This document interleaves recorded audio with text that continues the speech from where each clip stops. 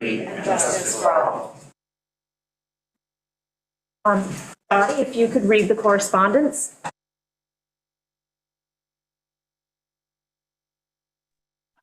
Okay, we have a letter from Sarah Mundy submitting her resignation as supervisor for Senior Citizen Nutrition Program effective October 21, 2022. An email from Peter Reich submitting a list of his understanding of the Waterways Committee organization and duties of said committee. A report from the Suffolk County Economic Development and Planning stating that pursuant to the sections A 14-14 of the Suffolk County Administrative Code, the Commission has determined that the local law concerning the extension of the period of expiration of variance is considered to be a matter for local determination. An email from Linda Eklund concerning the televised town meeting in which the topic discussed was the possible increase of fees for moorings. And a letter from Christopher DiOrio dated October 12, 2022, submitting his resignation from his positions on the Community Housing Board and the Community Housing Fund Advisory Board. And that's the correspondence. Thank you, Dottie. You're welcome. The next item on the agenda is the supervisor's financial reports, and my computer 5 minutes ago decided to take a nosedive, so I don't have that in front of me. So we'll just cross that off and cover it next time. So now we can move on to resolutions. All right. Whereas William Durow, 34 Little Ram Island Drive, has petitioned the town of Shelter Island for permission to relocate mooring number C-2689 from a location in Cockles Harbor to a location designated as latitude 41.081011 north and longitude 72.3029887 west in Cockles Harbor. Now therefore be it resolved that pursuant to section 90-5 of the Code of the Town of Shelter Island, the town board hereby calls for a public hearing to be held at 8:16 p.m. prevailing time on the 9th day of November. What? 6:18? 6:18, sorry. Prevailing time on the 9th day of November, 2022, for all interested persons to be heard in favor of or in opposition to the proposed installation. So moved. Second. All those in favor? Aye. The next 10 pages are 46 moorings that were formerly owned by Mike Englund, and they are all located in Deering Harbor that are now assumed by the new owner. So I'm not going to read all 46. I'm going to read the first one, and then grid coordinates change, but the owner doesn't, and the locations don't really, okay? Whereas Stacy Solovey and Martin Finnegan, D. Finnegan, on behalf of CXR Shelter Island Heights Marina, LLC, I petitioned the town for permission to transfer the registration mooring number D-0708 at a location designated as 41.08497 degrees north and 72.35220 degrees west, occupied by Jack's Marina. Now therefore be it resolved that pursuant to section 90-5 of the Code of the Town of Shelter Island, town board hereby calls for a public hearing to be held at 6:24 p.m. prevailing time on the 9th day of November 2022. For all interested persons to be heard in favor of or in opposition to the proposed installation. And as I said, the next 45 are read exactly the same. The only thing that changes is the number of the mooring and the actual grid coordinates. So moved. Second. You're going to do them all in one? You're not going to do them individually? Okay, so if you could just give us the present mooring number? Okay. You want me to read through the mooring numbers then? Just give the present mooring number, and then I just need who's offering and who's seconding. I have those mooring numbers written down, so I can read those. Okay. It was D708, D710 through D718, D720 through D724, D726 through D737, D85 and D86, D863, D868, D882, D906 through D909, D1298, D 1350 and 1351, and D 1457. So we'll go back. So does that cover it, Dot? Yes, don't worry about it. Okay. So Jim made, So moved. second, all those in favor? Aye. Okay, great. Thank you, Dot, keeping us straight. Whereas the term of Wendy Turgeon as a member of the Comprehensive Plan Advisory Committee expired on October 2nd, 2022.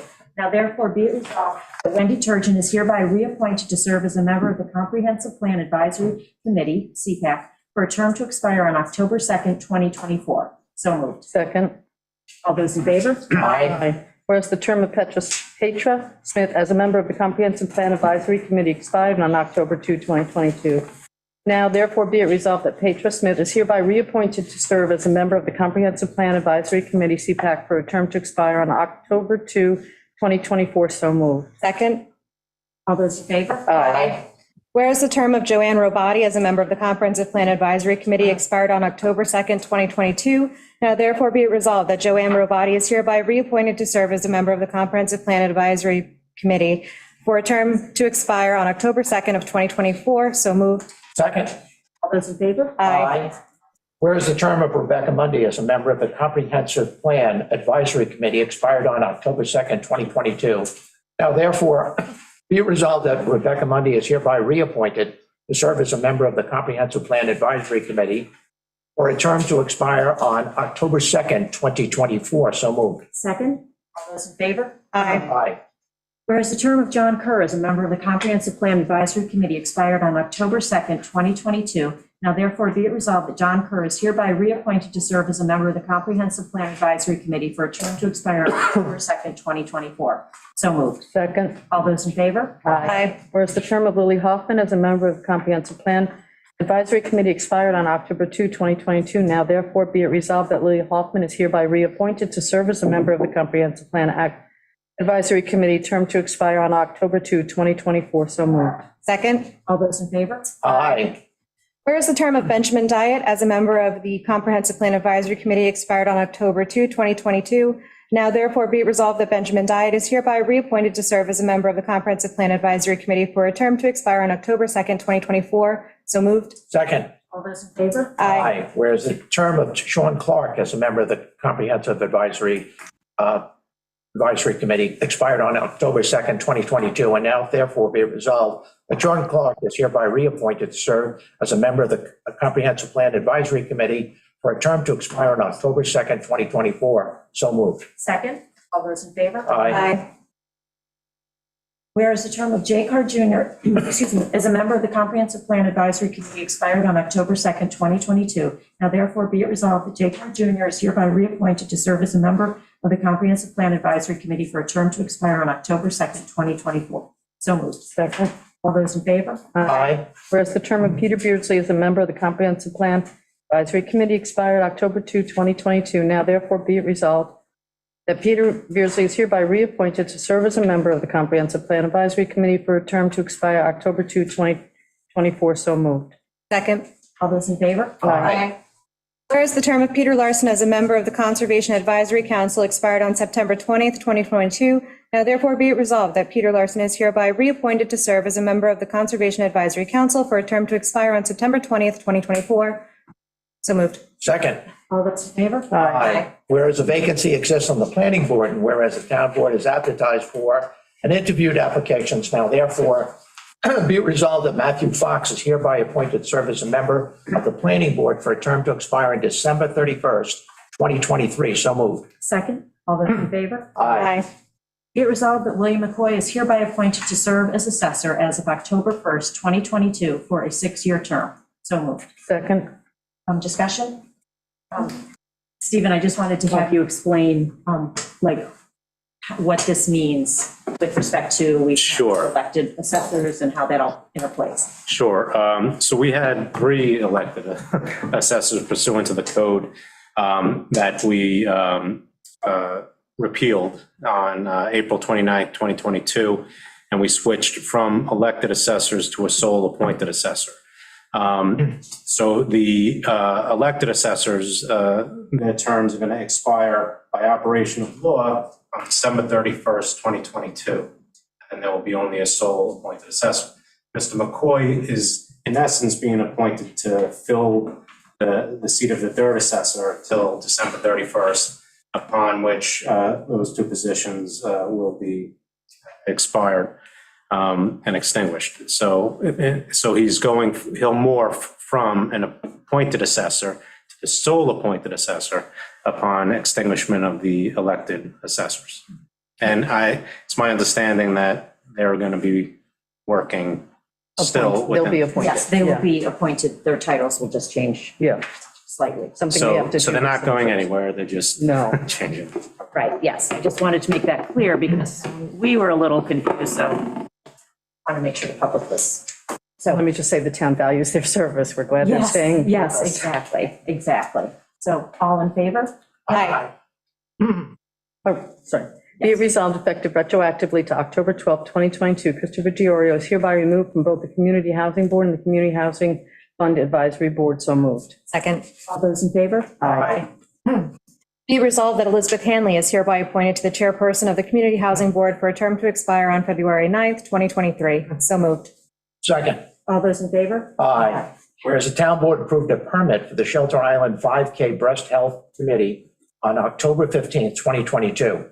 Whereas a compliance fee of $100 cleanup deposit was paid, now therefore be it resolved that the supervisor is hereby authorized and directed to return the deposit of $100 to the Shelter Island 5K Breast Health Committee, P.O. Box 599, Shelter Island, New York, 11964. So moved. Second, all those in favor? Aye.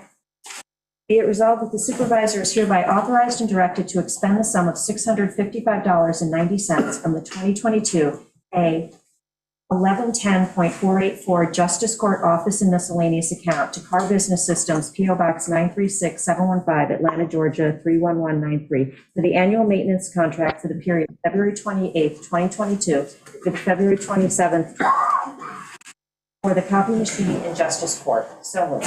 Second. All those in favor? Aye. Be it resolved, the supervisor is hereby authorized directed to expend the sum of $625 from the A 1620.476 account and 110 yearly subscription fee for the term September 10, 2022 through 9/9/2023 to East End Computers LLC, 26 Hill Street, Southampton, New York, 11968, for the computer vulnerability scanning service for the term September 15, 2022 through September 14, 2023. So moved. Second. All those in favor? Aye.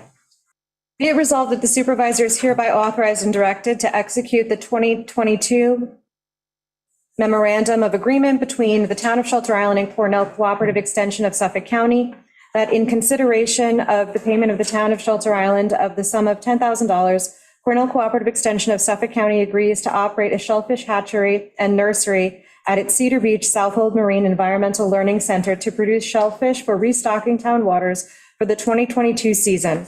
The goal for the season of 250,000 hard clams of 15 millimeter average shell length, 30,000 bay scallops of 35 millimeter shell height, and 40,000 oysters of 40 millimeter shell height. Said shellfish to be delivered by November 30th, 2022. So moved. Great programs. Second. All those in favor? Aye.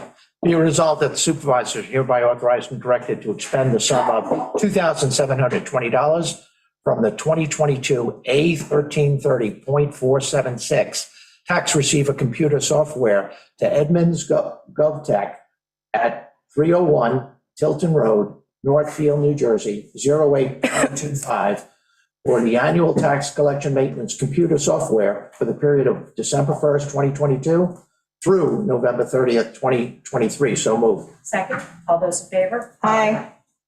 Be it resolved that the supervisor is hereby authorized and directed to expend the sum of $1,195 from the 2022 A 1010.484 Town Board Office and Miscellaneous Account to General Code for the E-Code 360 annual maintenance fee for the period April 1st, 2022 to March 31st, 2023. So moved. Second. All those in favor? Aye. Whereas Christian Clark, 79 North Ferry Road, Shelter Island, New York, has filed an application for an outdoor assembly permit to hold a fundraiser for Strong Point Thynert Ranch to be held on October 22nd, 2022, from noon till 10 PM for approximately 75 to 100 attendees and approximately 30 vehicles. And whereas the applicant has requested an exemption from the noise ordinance, and whereas the supervisor of highways made the following recommendation, there must not be any obstructions on the roads and all garbage must be picked up in the area. And whereas the police department made the following recommendation, based on the information provided in the application, there is no anticipated need for expanded police services. The police department will monitor the event with particular attention to traffic safety concern at the intersection of North Ferry and Manwaring Roads. The police department will also temporarily post no parking signs at that aforementioned intersection. Now, therefore, be it resolved that said application is hereby granted and grants an approval from noise ordinance. That's not the correct word. An exemption from the noise ordinance, subject to the provision of the current insurances required by the town code. So moved. Second. All those in favor? Aye. Whereas on August 16th, 2022, the town board adopted resolution number 548, establishing new fees in connection with the issuance of building department permits. And whereas section 43-12 of the town code listed the new fees to be charged, and whereas the amount approved for tents and temporary structures was erroneously adopted at 50 cents per square foot, now therefore be it resolved that the section for tents and temporary structures is hereby amended to read as follows: $150 for up to 1,000 square foot, then 10 cents per square foot over 1,000 square feet. So moved. Second. All those in favor? Aye. Be resolved, the supervisor is hereby authorized and directed to expend the sum of $400 from the 2022 A3120.491 Police Department Contracts account to Meglock Incorporated at 140 Terry Drive, Suite 100, Newtown, Pennsylvania, 18940, for the renewal of the membership use fee. So moved. Second. All in favor? Aye. Whereas pursuant to town law, section 64E-5, the town board established the Community Preservation Fund Advisory Board to review and make recommendations on proposed acquisitions of interest in real property or water improvement projects using money from the Community Preservation Fund to preserve community character. Whereas the town board desires to foster collaboration and communication with said board and ensure compliance with the town law, section 64-E. Whereas the town board has determined that a procedure be developed to achieve these goals. Whereas the town board has welcomed and incorporated input from the Community Preservation Fund Advisory Board regarding such a procedure. Now therefore be it resolved that the town board hereby adopts the following Community Preservation Fund Advisory Board. 1, Community Preservation Fund CPF application for potential acquisition of real property is submitted to the CPF Advisory Board, either by a property owner or a member of the CPF Advisory Board. 2, CPF Advisory Board discusses in executive session whether such property should be recommended to the town board for acquisition. During said discussion, the CPF Advisory Board may engage the assistance of any applicable town official in rendering its recommendation. 3, if acquisition is recommended upon majority vote, then the chair of the CPF Advisory Board shall present such a recommendation to the town board during an executive session. 4, if the CPF Advisory Board, upon majority of vote, elects not to recommend the subject property, then the chair will present such determination to the town board during an executive session. 5, if the town board elects to pursue such acquisition, the town engineer shall preliminarily review the subject property, issue a report to both the town board and the CPF Advisory Board. Upon receipt of the same, the CPF Advisory Board will order an appraisal of the subject property to include criteria required by the town board, as well as reach out to possible partners in potential purchasing thereof. 6, once the appraisal is issued, the CPF Advisory Board will meet in executive session to discuss same and determine an offer. 7, the chair of the CPF Advisory Board will present the proposed offer to the town board in an executive session. 8, if the town board decides to proceed with the purchase, then the CPF Advisory Board will prepare and forward a written 30-day offer to purchase the property, to the property owner. 9, if the offer is accepted, a contract contingent upon a public hearing will be drafted by counsel to the CPF Advisory Board. 10, once a contract is signed by the property owner, a resolution will be issued by the town board scheduling a public hearing and making a secret determination. 11, a public hearing will occur where the chair of the CPF Advisory Board will present the potential purchase to the town board, and the town board will specify the intended use or potential uses of the subject property. 12, after the public hearing is closed and the town board decides to proceed with the purchase, a resolution will be issued making a finding that the subject acquisition was the best alternative for the protection of community character of all of the reasonable alternatives available to the town, and further authorize the supervisor to execute the subject contract. 13, the supervisor will then execute the subject contract and the Seagrams Advisory Board attorney will handle the closing. 14, if after the public hearing, the town board elects not to purchase the subject property, the reasoning behind such determination shall be provided in a resolution. So moved. Second. All those in favor? Aye. Be it resolved that the town board hereby calls for a public hearing to be held at 6:15 PM on the 9th day of November, 2022, for all interested persons to be heard in favor of or in opposition to a proposed local law entitled Override of the Tax Levy Limit to wit, be it enacted by the town board of the town of Shelter Island as follows, Section 1, legislative intent. It is the intent of this local law to override the limit on the amount of real property taxes that may be levied by the town of Shelter Island, County of Suffolk pursuant to General Municipal Law 3C, and to allow the town of Shelter Island, County of Suffolk to adopt a town budget for A, town purposes, B, fire protection district, C, any other special or improvement district governed by the town board for the fiscal year 2023 that requires a real property tax levy in excess of the tax levy limit as defined by General Municipal Law 3C. Section 2, authority. This local law is adopted pursuant to subdivision 5 of the General Municipal Law 3C, which expressly authorizes the town board to override the tax levy limit by the adoption of a local law approved by a vote of 16% of the town board. Section 3, tax levy limit override. The town board of the town of Shelter Island, County of Suffolk is hereby authorized to adopt a budget for the fiscal year 2023 that requires a real property tax levy in excess of the limit specified in General Municipal Law 3C. Section 4, severability. If any clause, sentence, paragraph, subdivision, or part of this local law or the application thereof to any person, firm, corporation, or circumstance shall be adjusted by any court of competent jurisdiction to be invalid or unconstitutional, such order or judgment shall not affect, impair, or invalidate the remainder thereof, but shall be confined in its operation to the clause, sentence, paragraph, subdivision, or part of this local law, or in its application to the person, individual, firm, or corporation or circumstance directly involved in the controversy in which such judgment, or order shall be rendered. Section 5, effective date. This local law shall take effect immediately upon filing with Secretary of State. So moved. Second. All those in favor? Aye. Be it resolved that the town board hereby calls for a public hearing to be held at 6:19 PM prevailing time on the 9th day of November, 2022, in the Shelter Island Town Hall, Shelter Island, New York, for all interested persons to be heard in favor of or in opposition to a proposed local law to increase the income limit for the New York State Senior Citizens Property Tax exemption from $37,400 to $58,400 as prescribed by the legislation signed by Governor Kathy Hochul on August 8th, 2022. So moved. Second. All those in favor? Aye. Whereas on June 14th, 2022, the senior building inspector reported to the town board that the dwelling located at 9 Cozy Lane, Shelter Island, is unsafe and in violation of several provisions of the New York State Uniform Fire Prevention and Building Code.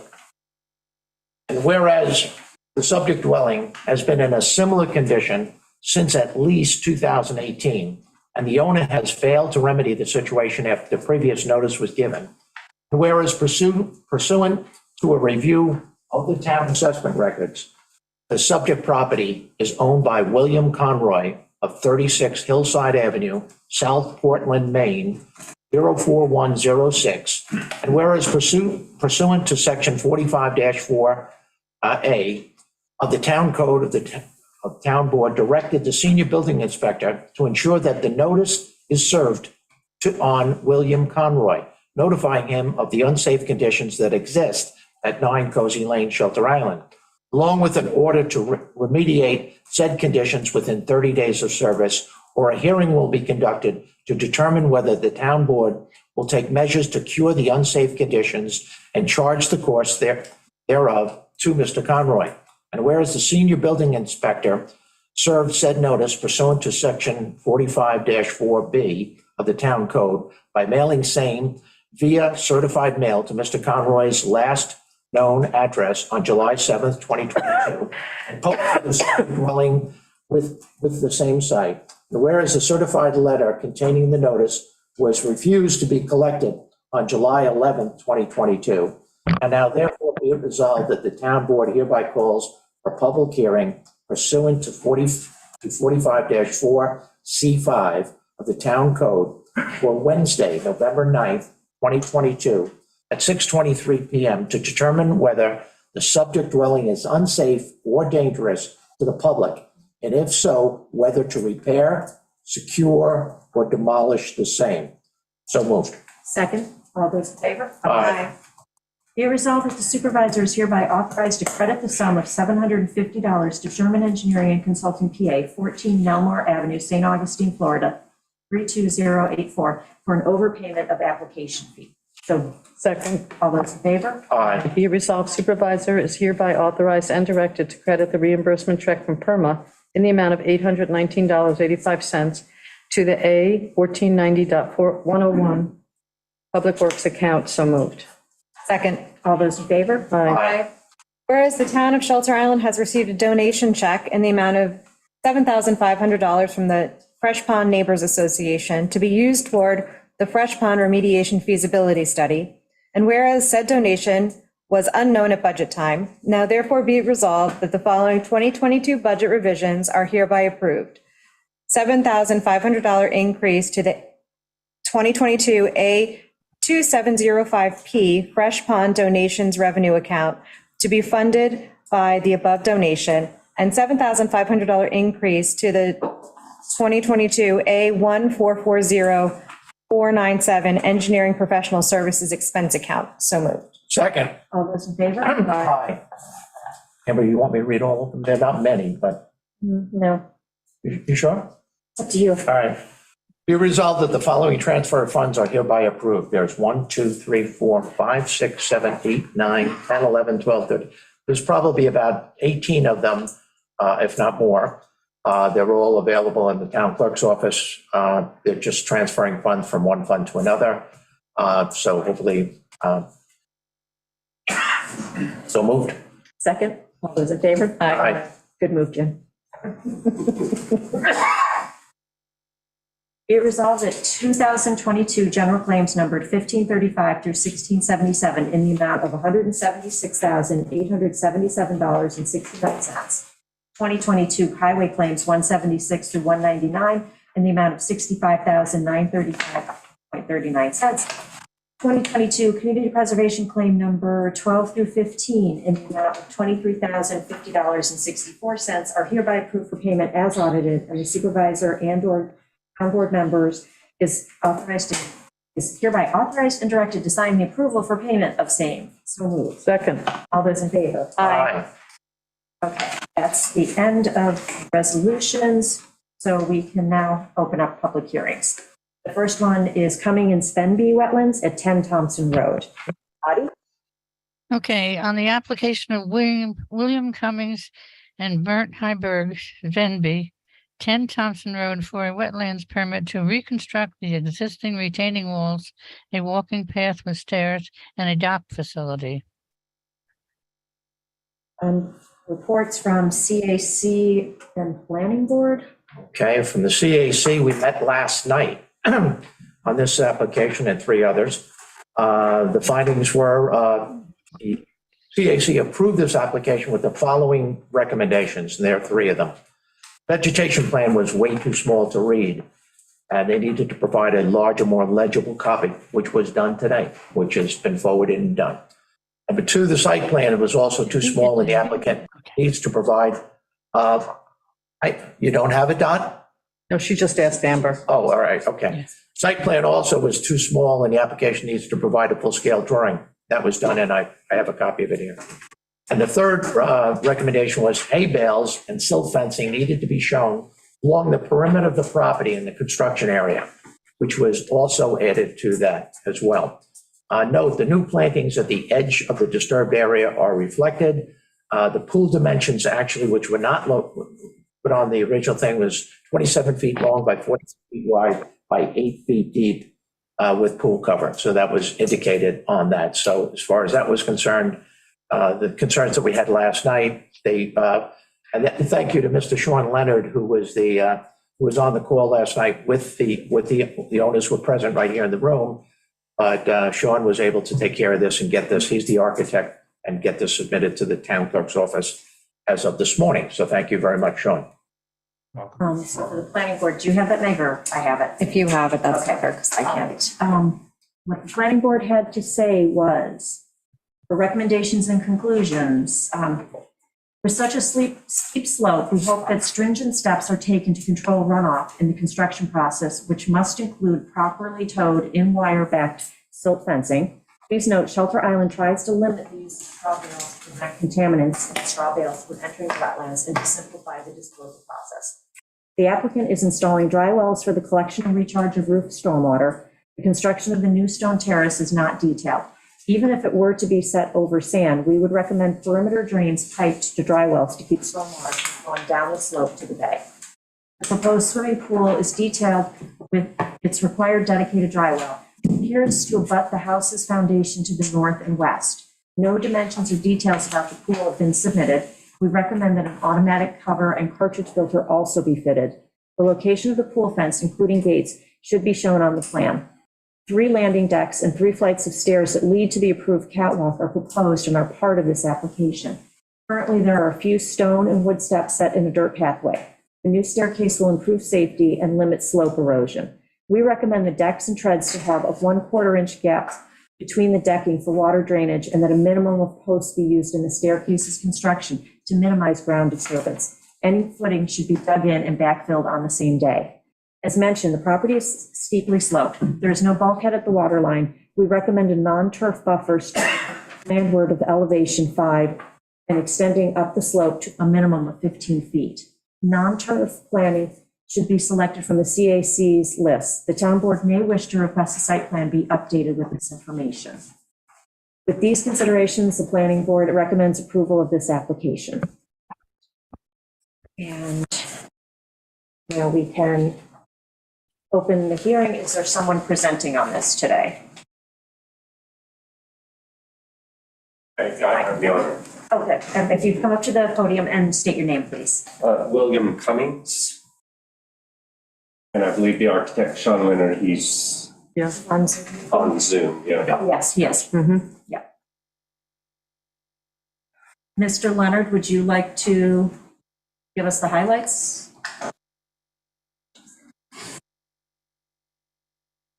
Yes, Sean Leonard, the architect for the project.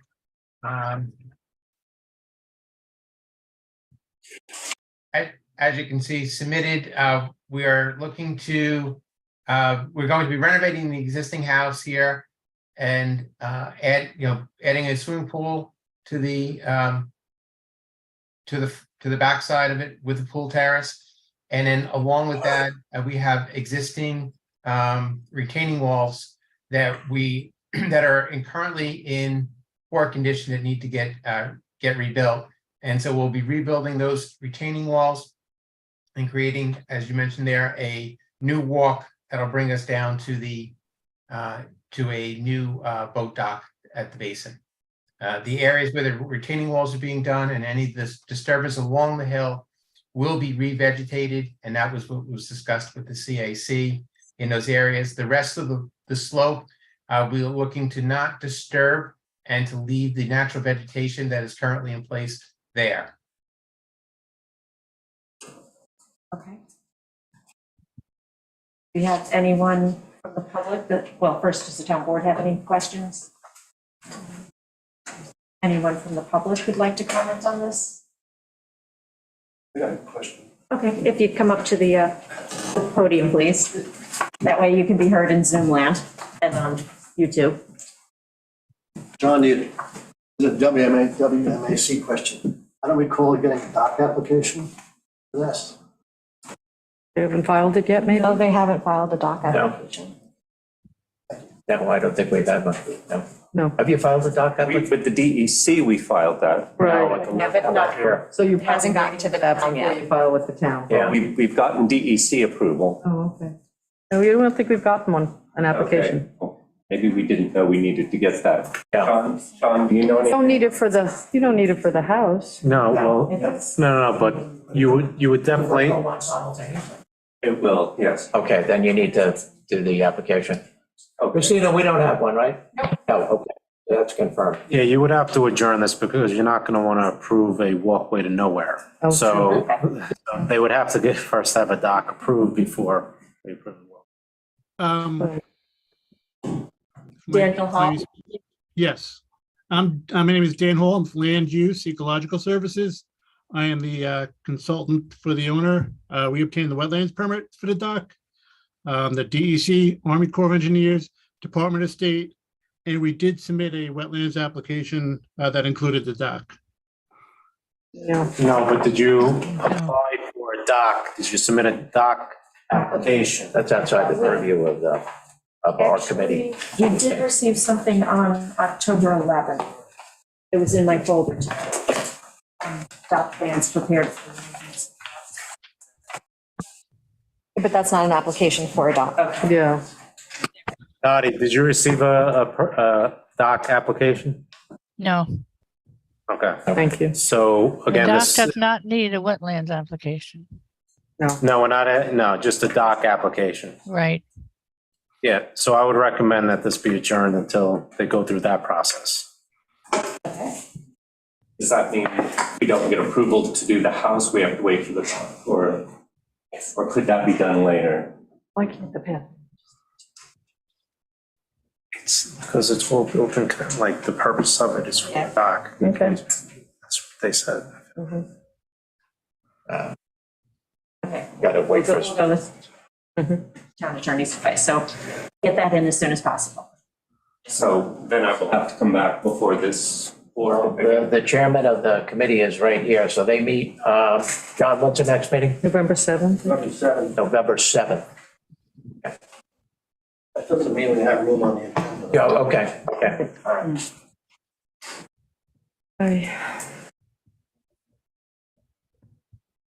Unless, unless they want to segment this and take the, Take the walkway to the Yeah. dock off the application and We just do can- the rest of Yes. the house renovation and the sanitary installation. yep. Then they would have to resubmit, The walkway and the dock. The walkway, yeah. Walkway with the dock application. That seems to be the direction they want to go in, right? I think so, we're very eager to get started with the That's it, project. yeah. Well, I can tell you that this other thing is going to take several months, to, get, The dock application. yeah, I mean, Yeah, again, you have the yeah. committee chairman here, doesn't know if he gets it on, it could go to the December, but by the time that comes around, it's going to be January, so I would take the town attorney's advice and maybe segment it. Yes, please, I would like to do that. So remove the dock, the stairs, and the retaining wall? Oh, the retaining wall is separate. Separate. It's separate. It's Yeah, I the think the walkway retaining too. It's the walkway too. So, okay, so take off the dock, the stairs, and the retaining wall, because that's all part of the walkway. No, the the retaining No, I retaining think the wall- retaining wall is separate and distinct. Yeah. That's part of the house, that's- has nothing to do, So just the dock and the stairs to the block. correct. So we just need the applicant to put it on the record that they're withdrawing that particular aspect. Two items. So, Mr. Cummings? Yes, I would like to remove the dock and stairs from this application. I'll make a new application for the dock and stairs Great. afterwards. Okay. So then we can close this public hearing and we will, in a work session, just work on the resolution to word that. Pam, before I close it, I see you have your hand up. Pam Demarest. I do, I'm curious about, I haven't had a chance to see the plans that were only submitted today. They were not posted on the website as far as this application is concerned, on the vegetative plan and everything that was to scale, and, trying to be part of the public and make comment on these kind of projects. And I don't have the information in time for the public hearing. And now you're going to alter the plans before you and take things out. And now I still can't wrap my head around what is this project? And I also do wonder, has the SECRA analysis been done for this project? Has the town as lead agency made a determination on this project? Yeah, yes, it's a single-family dwelling, which is a type 2 action. So, and that would be in the decision, that determination. And they're asking for less relief by taking out the walkway and the dock. I haven't seen what we received today because it's in my folder, I think. But what we received is the vegetation and then the dock, I'm At a assuming. higher resolution, not the. Yes. We have the doc yet, not in a formal application. All right. That was on what they asked for last night, what they responded to. Yeah, That was the purview of the CAC. We had nothing to do with the dock. right. Right. Okay. So do we want to close it and leave it open I'm to sorry, public? but may I just say something here? The CAC was looking for them to also put in together the vegetative plan and show that there was going to be an automatic pool cover, and the size of the pool itself was not really delineated. I didn't really notice on this plan where the wetlands boundary is, because the plans were so small, I couldn't read them. Yeah, it's town It's wetland. 100 foot. It goes, where is this? I mean, this is why the It CAC has goes difficult. through- it goes through the pool. It goes through the pool and the terrace. So do we know how much square feet of the terrace is going to be in the 100 foot wetlands regulated area? Do we have a square footage on that? I mean, this is a public hearing. I'm asking these questions. It was a very difficult application to go through. Yeah, nobody's challenging you on that. Now, do you have it? Does your consultant have that information? Maybe Sean? If you give me a minute, I will get you that information. This is Howard Johansson. I can't get my video started, but I have a comment. Good. Yes. Go ahead, Howard.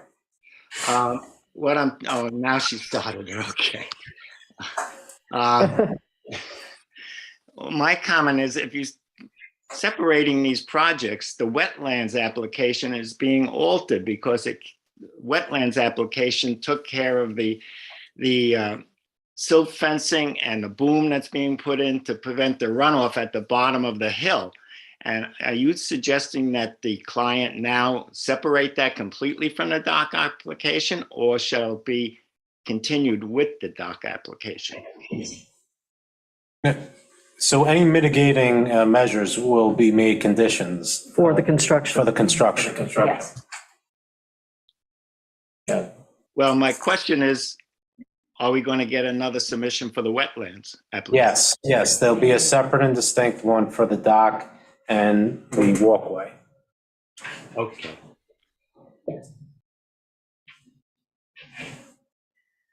If he so chooses, he may say he doesn't want it now, but if he wants it, he's gonna have to submit a new application.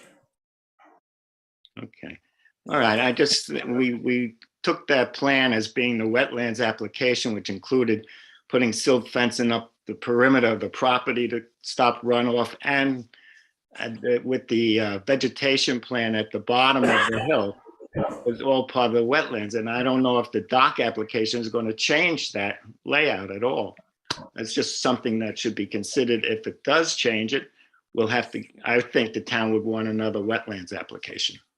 Oh, yes, there will be another wetlands application, and you'll have a Second opportunity to chime in. Yes. But the dock isn't going to change anything. of what Well, we the submitted. but it's the walkway. It's the revegetation surrounding the walkway. Right. And, yeah. Right, so the walkway that we have proposed, that the CAC saw last night would be the walkway that we're going to be proposing for the dock permit, as well as then the landscaping around that would still be exactly as we proposed last night. So there'd be no change to what we proposed. Okay, did you determine the encroachment into the 100-foot? Yes, so the pool is 94 square feet into it.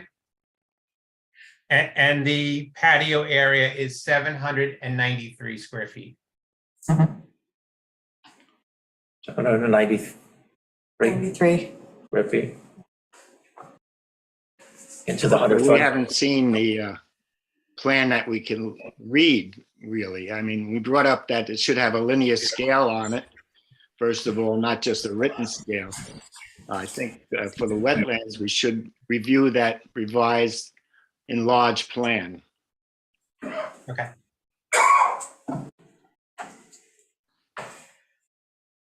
So we should adjourn? Well, it's up to the board. The CAC chair is asking for more time to review, but I thought they issued a report already. They did, but it was based on the fact that they submitted this. They didn't realize it would be in this morning and that perhaps we'd be at this juncture, Okay. So they met last night. And you couldn't, it wasn't legible to be able to make these kinds of decisions for the committee. All right, so, I think we have no choice. yeah, We adjourn it, clear up what we need with which application, or they can submit the doc application with this, and then we can move forward. But it's too jumbly and incomplete. Yeah. yes, so the board is going to adjourn this to the next town board meeting. So in the interim, the CAC is going to have an opportunity to review the plan that was submitted this morning, as well as the public, and have an opportunity to ask questions at the next meeting, and then we could possibly close it, as per the additions you want to put onto the house and had nothing to do with the dock, if you want to proceed that way. Or you can, at that point, have your dock permit application in, and we can just proceed as we were originally. And when is that next meeting? November, the day after election day, that's the 9th? November 9th. But bear in mind, we don't know if the doc application can be on the WMAC. Oh, no, no, but no. that's their choice if they want to Yes, keep yes, adjourning it. Yes, John has his hand. Or segment it. yes, well, that's what I just wanted to remind you of that. that Okay. If you keep them together, it may have to get delayed beyond the November 9th meeting. I think we segment it at this November 9th meeting. Yeah, if you want. Yes. Yeah, bifurcate it. And why are we not able to do that tonight? When's the next CAC? Because there was a meeting? submission made this morning that the public and the CAC didn't have a chance to really review, Yeah, so they want that opportunity. yeah, well, we did this a month ago and the board didn't even have a quorum then, so we were included another month to the next meeting, so. Right, Unfortunately. all right. And John had your hand up. Yeah, sure. on John. John Needham again, WMAC. I think you're on top of this, but just to be sure, when the dock application comes before the WMAC, it pretty much stops at the high water mark. So if there's any stairways or leading down to it, that's always referred back to, Wetlands. Yes, however that works out. Yes, Yeah, yes, yes. we're aware. Thank you. Yeah. Okay, so we're going to. Make a motion to adjourn. Yeah, so I was going to say, any other I comments? think you have to adjourn it, yeah. Yeah, I'm just looking to see if there's any other public comments before we adjourn. Okay, so we will adjourn that. Make a motion to adjourn that. Second. Okay. Thank you. Okay, thank you very much. The next item for public hearing is the acquisition of the Liberty property. Okay, the town board of the town of Shelter Island hereby calls for a public hearing for a proposed use of funds from the Water Quality Initiative.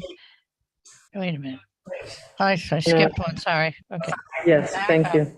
The town board of the town of Shelter Island hereby sets a public hearing on the potential fee title acquisition with the county of Suffolk as a 50% partner of 9.6 plus or minus acres. They are located on the south side of Ram Island Road, Shelter Island, New York, more specifically identified as Suffolk County Tax Map Number District 700, Section 4, Block 1, Lot 7. Thank you. We have Gordon Gooding, who's here from the CPF, the Community Preservation Fund Advisory Board, to speak to us on this first. I'm not going to talk about DEC permits. I'm not going to talk about docks. It can tell us these are much easier things. Our goal is really to improve water quality, okay? And we're protecting land, okay, from development eliminating septic systems, okay, that, you know, that contaminate the bays and our fragile drinking water. Property that we have, we went in partnership with the Suffolk County. Stina, could you just put that one map up, okay?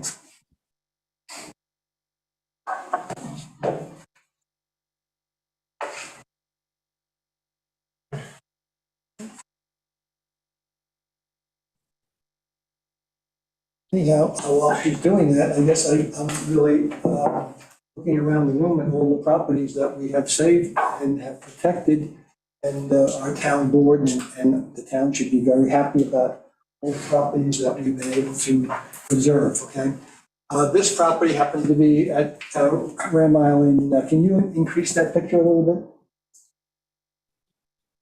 bit? It's on the spit, okay, going out to the Little Ram.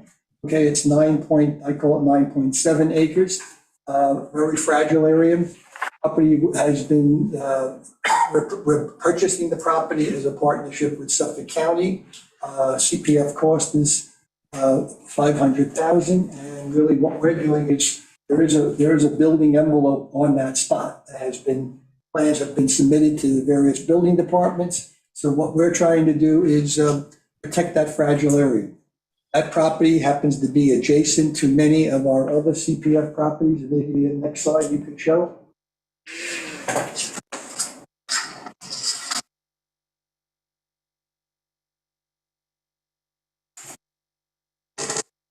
I know there's a lot on your agenda today, but I guess, you know, I sometimes wonder how many people know so much about, or do they know enough about community preservation. So obviously we're doing a program on This Land Is Your Land. Okay, we have books, we've done some things during the summer. Okay, this land that we're protecting, okay, is right along the causeway. It's right before the stone wall.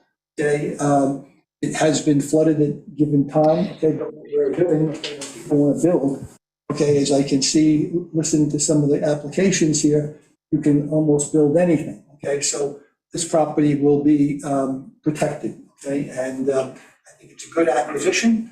There are native plants in there, and all the spots that you see S on, those are our partnerships with Suffolk County. So it's really adjacent to our existing properties that we have taken.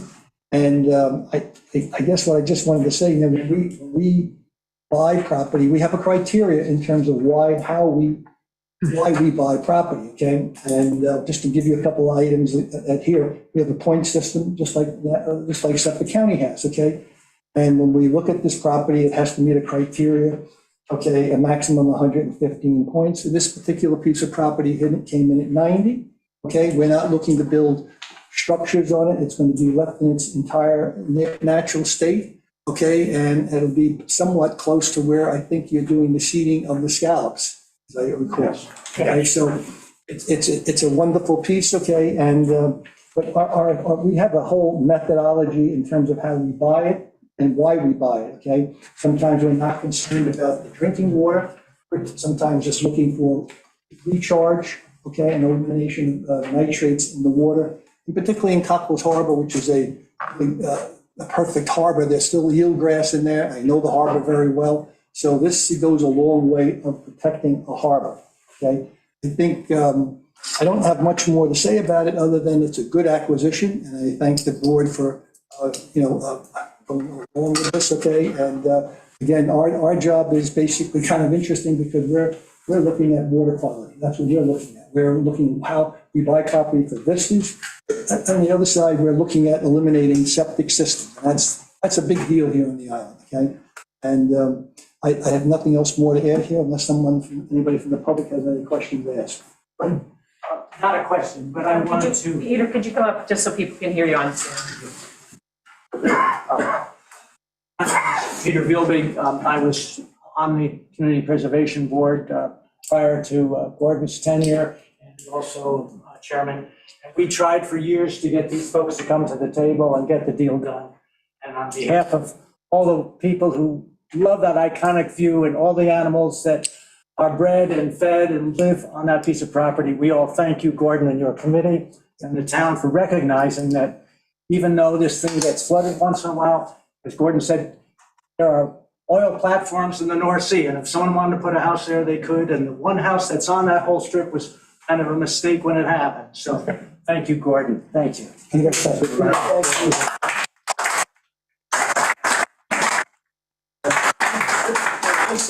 With this thing with CPF, okay, I mean, there's a long list of people, you know, I'm on their coattails of what things they've done, okay? And yes, we bought some property recently and we're looking to continue to preserve things, but that group, okay, Peter's group, and all the prior committee people who were there, that's what made CPF, okay? And I guess the only thing I would ask for the board, okay, is give us some slack, okay, so that we can make some decisions, okay? You know, life is not all about rules and regulations, okay? And sometimes we gotta bend the rules, okay? But I thank you very much. Thank you. The one other thing that this does by purchasing these properties along the causeways is we have what's called a Shelter Island Town Mitigation Plan. And as you know, as sea rises, that those areas are subject to flooding. So you have Ram Island Road that goes, you know, that's subject to flooding. It gives us a little bit more leeway in terms of engineering for the future on how to better protect getting out to Little Ram to Big Ram, depending on which causeway you're looking at. So it is this kind of a purchase is beneficial in so many ways, but it also supports to a big extent the mitigation plan, which, you know, allows those wetlands to remain wetlands, which help to protect that roadway that goes out there. So thank you very much, Gordon and the committee. And I just wanted to also say that for people that keep stats on this, if you take a look at Mashamik, obviously is the biggest piece of property protected at 2,039 acres, and you'll take a look at Sylvester Manor. And now 26 or 27 other properties that CPF has protected. You are now approaching 1/3, 33% of the island, which is totally protected. That's a big number. 1/3 of this island is now totally protected based on the 8,000 square acres of land that make up the property. If you want to come back up to the podium, sorry. Otherwise, we'll comment here. When we travel to the other islands that are similar to Shelter Island, we can learn from these other islands. And like, for example, Nantucket, they have 45% of their land is protected. Okay?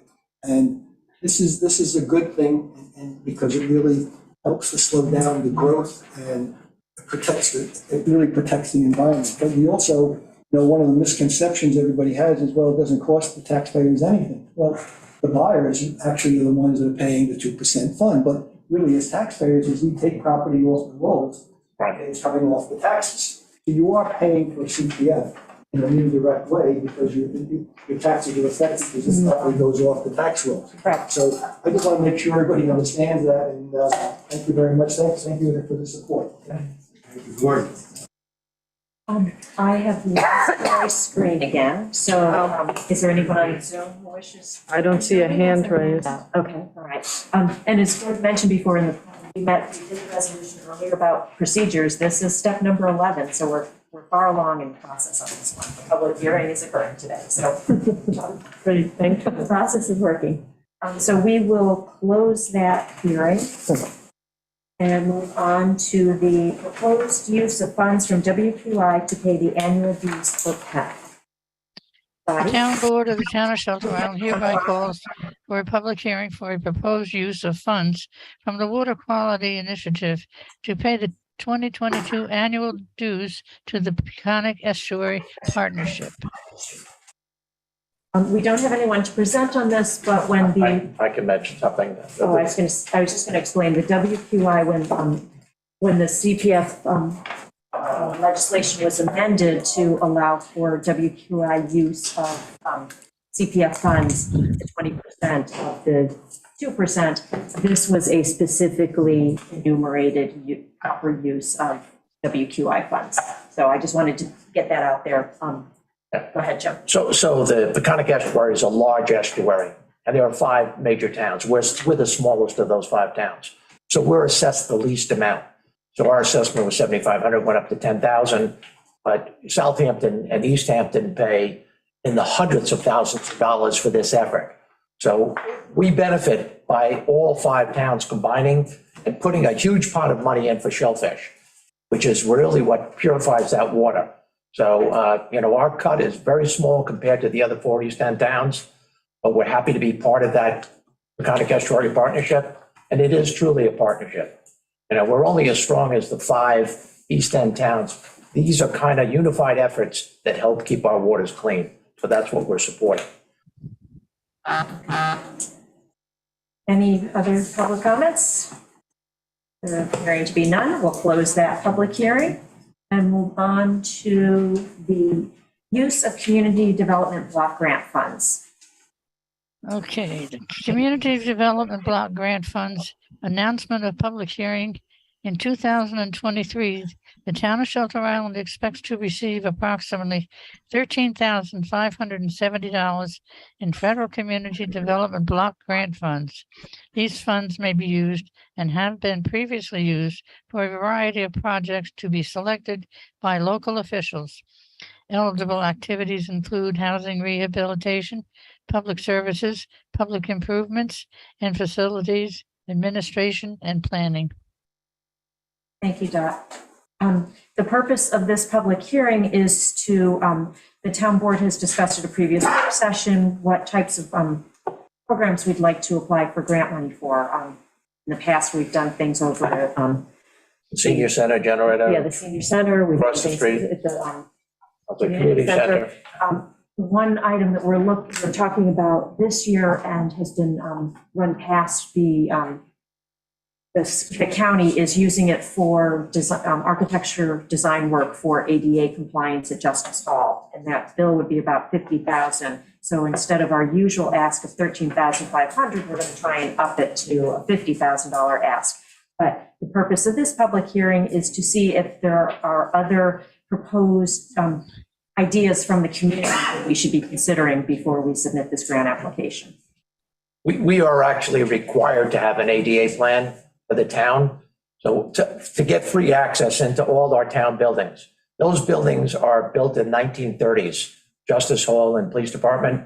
So obviously getting access in there, we've had to actually hold court hearings on the lawn because people in wheelchairs, we physically couldn't get them in the building. So this is an attempt on the part of the town board to upgrade those buildings. We've done brick pointing, we've done window replacement, we've done new steps going in, we've done a variety of things to upgrade those buildings. And now it's time to put our attention to ADA. Across the street, we're going to put in a ramp at the community center. We have done that on our beaches. So ADA compliance, we got to have a plan in place. We've developed that plan. We're starting to implement that plan. And we need to think bigger when it comes to block grants. We think small, 13,000, let's think 50,000. If we get 50,000 this year, let's think a little bit bigger next year. And the reason I say that is because the East End towns, the other East End towns do think much larger requests for money. If you don't ask, you don't know what you're going to get. So let's ask a little bit bigger, help the taxpayers in terms of committing to an ADA plan. Thank you. Okay, so we open this up to the public for any comments, input, suggestions. Again, if someone has Zoom. Pam has her hand up. Pam, please. Yeah, hi there. So does that mean that you'll put the whole 13,000 toward the ADA? Because I think it's a great idea. We're actually going to apply for 50,000. So Whatever we get. Originally, originally the ask has been 13,500, but since we set the public hearing, we've been doing some investigation and we can apply for more. It just, for this public hearing, we had to have a dollar figure. Okay, I think that's a really terrific attempt to get everything upgraded as it should be for all the community members that need it. Thanks, Pam. If there's no other public comment, we'll close that hearing and move on to the Crescent Beach LLC wetlands and special exception permits. Oh, yeah. Daddy has to read the notice. No, but when you close, you have to make a motion to close. Oh, okay. I said, I'm doing that. I already did it. They made a motion to close the hearing? Yes, we'll close it, but I didn't. I didn't get permission from the rest of the board. Yes, make a motion. It's not a dictatorship. Really? I second that motion to close. Okay. All in favor? Aye. Okay, so now we'll move on to open the hearing. Crescent Beach LLC Wetlands and Special Exception. This is the application of Crescent Beach LLC, care of Bennett and Reed LLP, 11 Serpine Drive, for a wetlands and special permit to develop a new single-family residence, accessory pool, pool house, and related improvements. Thanks, Dot. Okay, we have correspondence on this? Oh, I do. I have one letter. A letter from Shelter Island Heights Property Owners Corporation stating that the Heights is supportive of the applicant's desire to build a home that can accommodate modern living and a growing family. The Heights also has a good track record of working with the applicant on previous variance and special permit requests associated with their abutting property. This is not only an extremely large and complex project for Heights, but for the entire island. We respectfully ask that the town board grant our request for an adjournment, as well as carefully consider the conditions and requests outlined above. Thank you for your consideration. We have reports from the planning board and the CAC. Want me to do the CSA? Yeah, if you do the CAC, Okay. I can't pull up my planning All board right, one now. right now. So the CAC met last night and decided by a vote of 6-0 to table this application for the following reasons. Do want to note that the Shelter Island Heights Property Owners Corporation was present. This property contains approximately 8.8 acres. There are two buildings that are being built. One is at 12,150 square feet. 12,000 square feet? Yep, face. Gavel. Yeah. 12,150 square feet. The smaller building is at 3,820 square feet, for a total of 15,970 square feet total. Both buildings are just outside the 100-foot buffer, the construction just outside it. The first recommendation is, and we talked about, was both Dan Clark, who's a member of the CAC, and of course Peter Larson, who's also a member, expressed real concerns about the area of construction and the threat of runoff to the water. There were several suggestions that were made that there was no representation from the homeowner, the architect of the building at last night's meeting to discuss these mitigation measures with the committee. They need to be more, and this is the words from the committee themselves, they need to be more creative with regard to mitigation measures. Look into settlement ponds to contain runoff. Number two, the committee endorsed the moving the driveway beyond the 100-foot wetlands area. Number three, there is no silt fencing or no vegetation plan at the time last night. Both are required. Number four, discussions concerning deforestation plan as it pertains to the construction site. Number five, the Shelter Island Heights Property Owner Corporation, along with the committee, also raised the questions about a plumbing plan and a fire extinguisher plan to be in place as well. So there was concern about water usage and the amount of water that would be drawn to these two fairly, I guess the largest buildings, I can't think of anything larger, but on the island at the present time.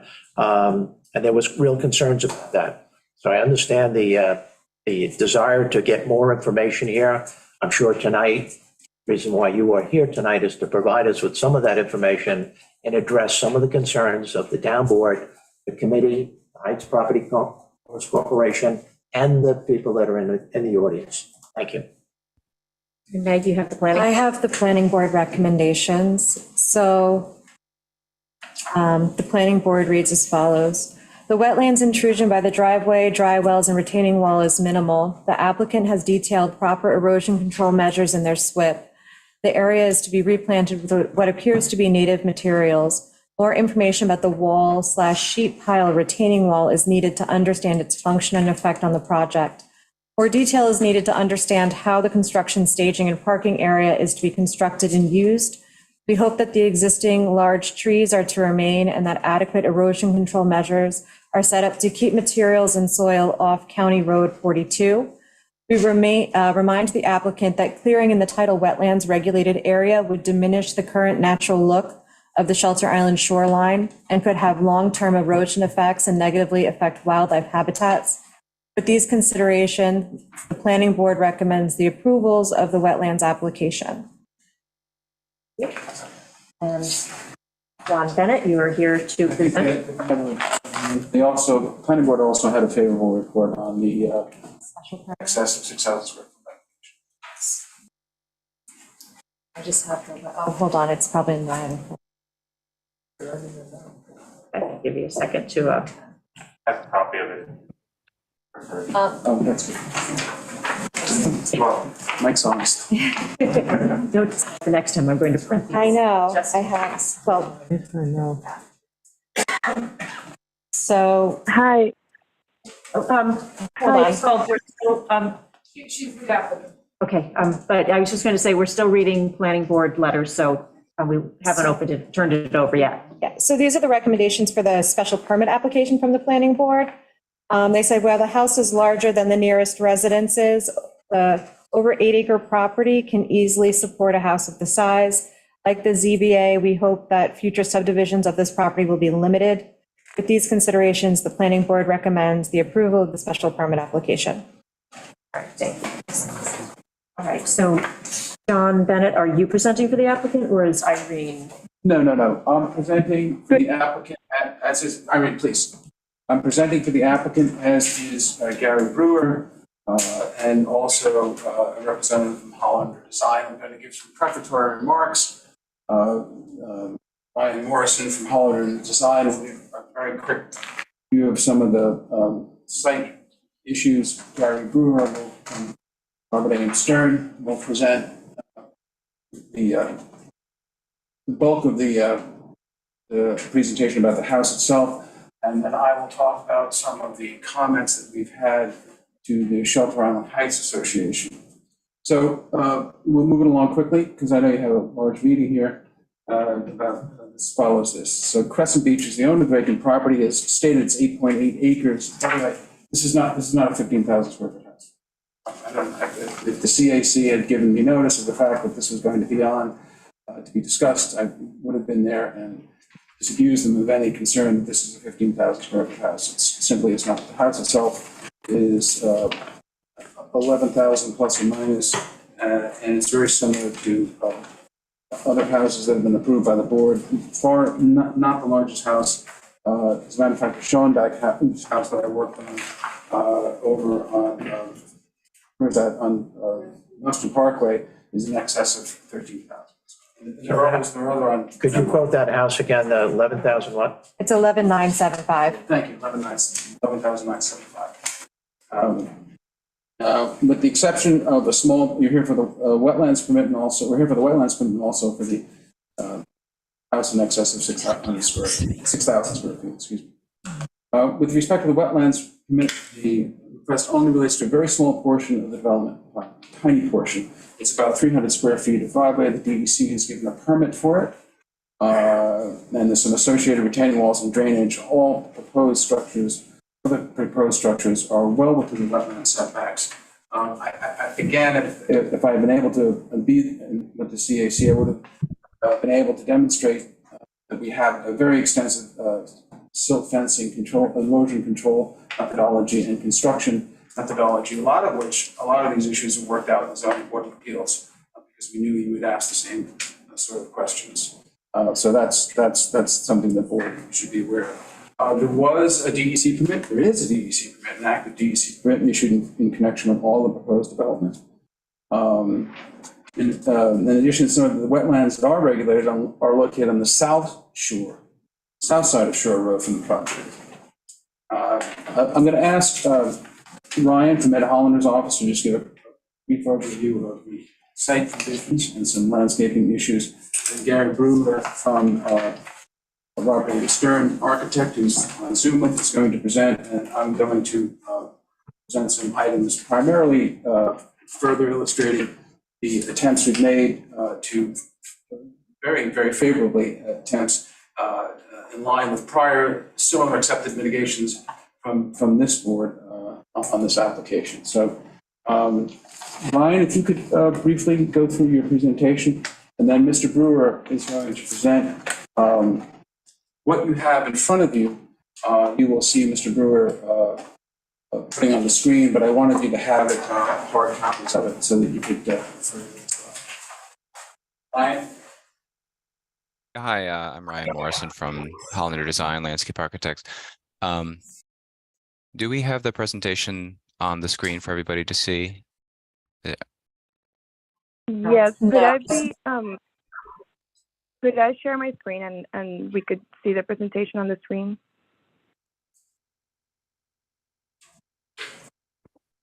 Enabled. You can now. Okay, thank you so much. And also, Braden Novotny is waiting on the waiting room if he could be allowed to join the meeting.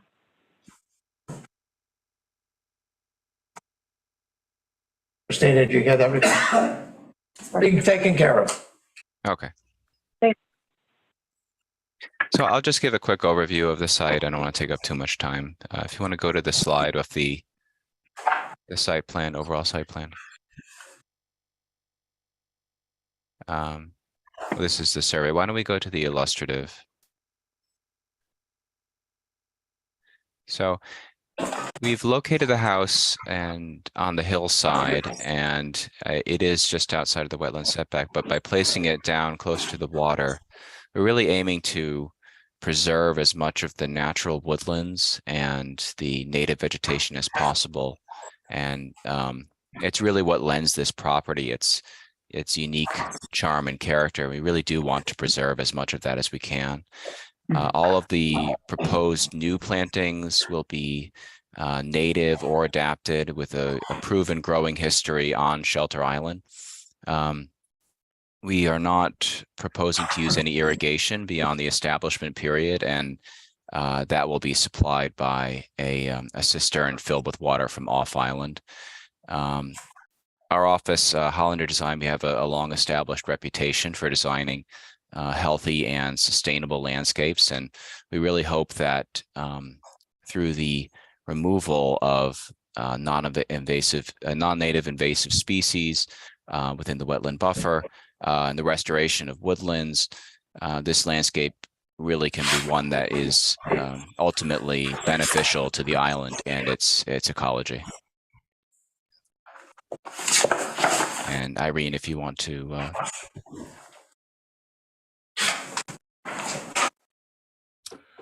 So this is Gary Brewer from Robert Stern Architects. The sheet that you see right now is the 3 floor plans of the house. The yellow is the heated and cooled space, and you can see in the chart on the bottom right that the total square footage of heated and cooled is 11,975 square feet. Next, please. We have worked to design the house beyond what Ryan noted about locating it so that it is relatively invisible from the neighbor's point of view. We have designed it in such a way to help reduce the overall scale of the house. This is the view on the east side. You can see it reads as a 1-story house with a sloped roof, with an occupied roof, with gables and dormers. Next, please. But in the east to west direction, there's quite a steep drop. So on the water side, it reads as a 2-story house with a sloped roof, with gables and dormers, and essentially a walkout basement at the west facade. Next, please. These 2 drawings are the sections, so you can see how the slope changes from the east to the west. Next, please. And the siting of the house and the slope of the house allows us to camouflage the square footage in a number of ways. The ground floor square footage is about 4,800 square feet. The roof, which has a sloped roof with dormers and gables, tucks into the roof 2,500 square feet or so. And then the lower level, which faces out towards the water, is being used to tuck in about 3,500 square feet of square footage. So even though that the house is at the square footage that was identified, with the sloped roof and the walkout basement at the lower level, in our opinion, it appears to be much smaller. Next, please. And this is the view of the proposed design facing the water. And you can see how it reads as a one-story house with a sloped roof. And then you can see a bit of the lower level walkout basement at the bottom. Next, please. So our firm is known for looking at the architectural history of a place, and Shelter Island has a great history. We have looked at many of the houses, the pre-war houses that face towards the water. Next, please. And what we see is a pattern of two-story houses with occupied roofs that we use for inspiration in the design of this new house. Please, next. And here are other examples. Some of the newer houses, which you can see on the top left, carry on the character of the historic houses in Shelter Island. Some of the newer houses on the bottom right do not. Next, please. And many of the houses are side by side, 2 stories with an occupied roof, whereas on this site, there are no immediate neighbors. Next, please.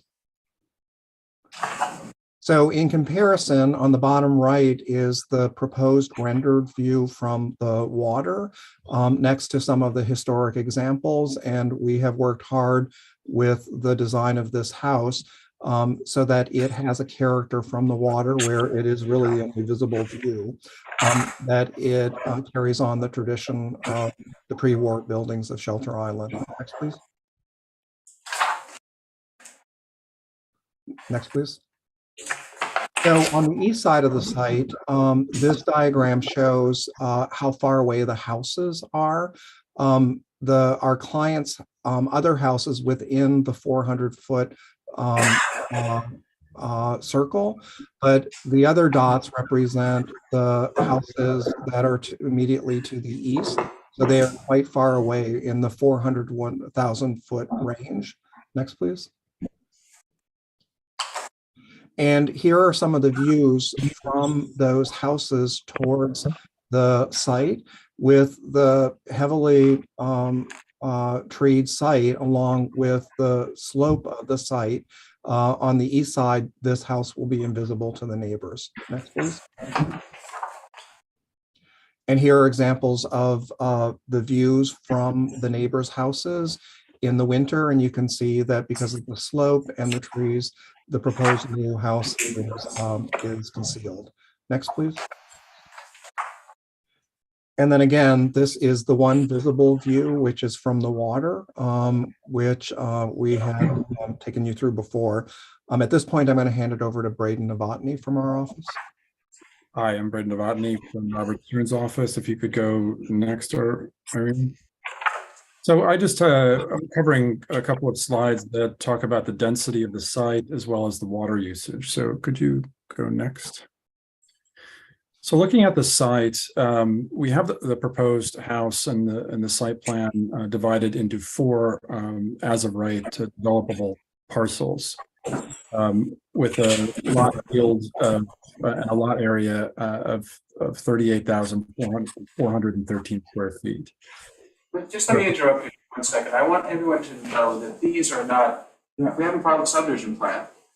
This is a planning tool to be able to show you what the potential density on the property is. And the yield map was something that was vetted and approved by the building department. So we're not just plucking this out of thin air. But there is no subdivision that's been filed. But one of the things we're offering as mitigation is to put a covenant on the property. We talked about the zoning board, and you've seen this before in our prior applications other offices have, to in effect reduce the potential yield on the property from 4 lots to 3. So I don't want anyone confused that this is a filed subdivision map, because it's a planning tool, but it's more than a tool to the extent that the yield map has been approved by the planning board. It's a 4-lot yield. Excuse me, stop that, I'm sorry. Has been approved by the building department, I'm sorry. It would be consistent with the subdivision regulations, but it's a 4-lot yield. And again, I'm sorry for the interruption, but I think that's very, very important. Yeah, thank you, John. It's helpful to put that into context. One thing we didn't mention, just to make sure that everyone, this is a large lot. It's 8 acres, over 8 acres. It's 348,480 square feet. Anyway, go ahead. Wait, can I just for the record, when you say approved by the building department, just their informal. We sent a yield plan to the building department to make sure that the yield plan was conformed with subdivision regulations. What you take, shelter on it, take certain things out of yields, requires a park area and stuff like that. And shelter on doesn't take certain things out of yield. We sent it to the building department, and they opined and agreed that this lot, the existing lot, Potentially could. has a 4-lot yield.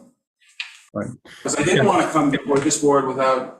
Oh, no. I'm just saying it's an informal opinion, and I just wanted to clarify. No, but they didn't approve it. You said it. Well, the building department can't. Exactly. The building department can't approve it. No, I just want to clear for the record that they made an informal opinion. No, it's not an informal opinion. Is it written anywhere? Yes, we'll give it to you. Okay. Yeah, we'll give it to you. Okay. We'll give it to you. Yeah, no. I did not want to come before the zoning board of appeals or this board without knowing that the building department, as you know, is the one that interprets the code. I looked at it and said that this yield map is consistent with what we take out of yield for subdivision. No, absolutely. They're a good resource, absolutely. No. For example, the town of Southampton, just for example, takes certain slopes out of yield. Certain municipalities take various things out of potential yield. I wanted to make sure that I was reading the subdivision regulations the same way. There's a written opinion from the building department signing off on We didn't the include stuff. yield map. Now, of course, we have to go to the subdivision. No, the ultimate arbiter is the planning board. So if that happens, all that lovely woodland that's being preserved won't be preserved anymore. Excuse me. If that subdivision of either of these proposals here happens, the lovely woodlands that we've just spent time saying are going to be preserved by putting the house so close to the buffer, they're gone, right? No. There would be. And the neighbors' views. You know what we'll show you coming up is some, again, these are conceptual designs that will show you a significant amount of preservation on a 3-lot scheme because of the slopes. You'll see it. Yeah, I'm sure you'll be happy. Right, so this, and then thank you, John, for the context, because that's very helpful to understand what we're presenting.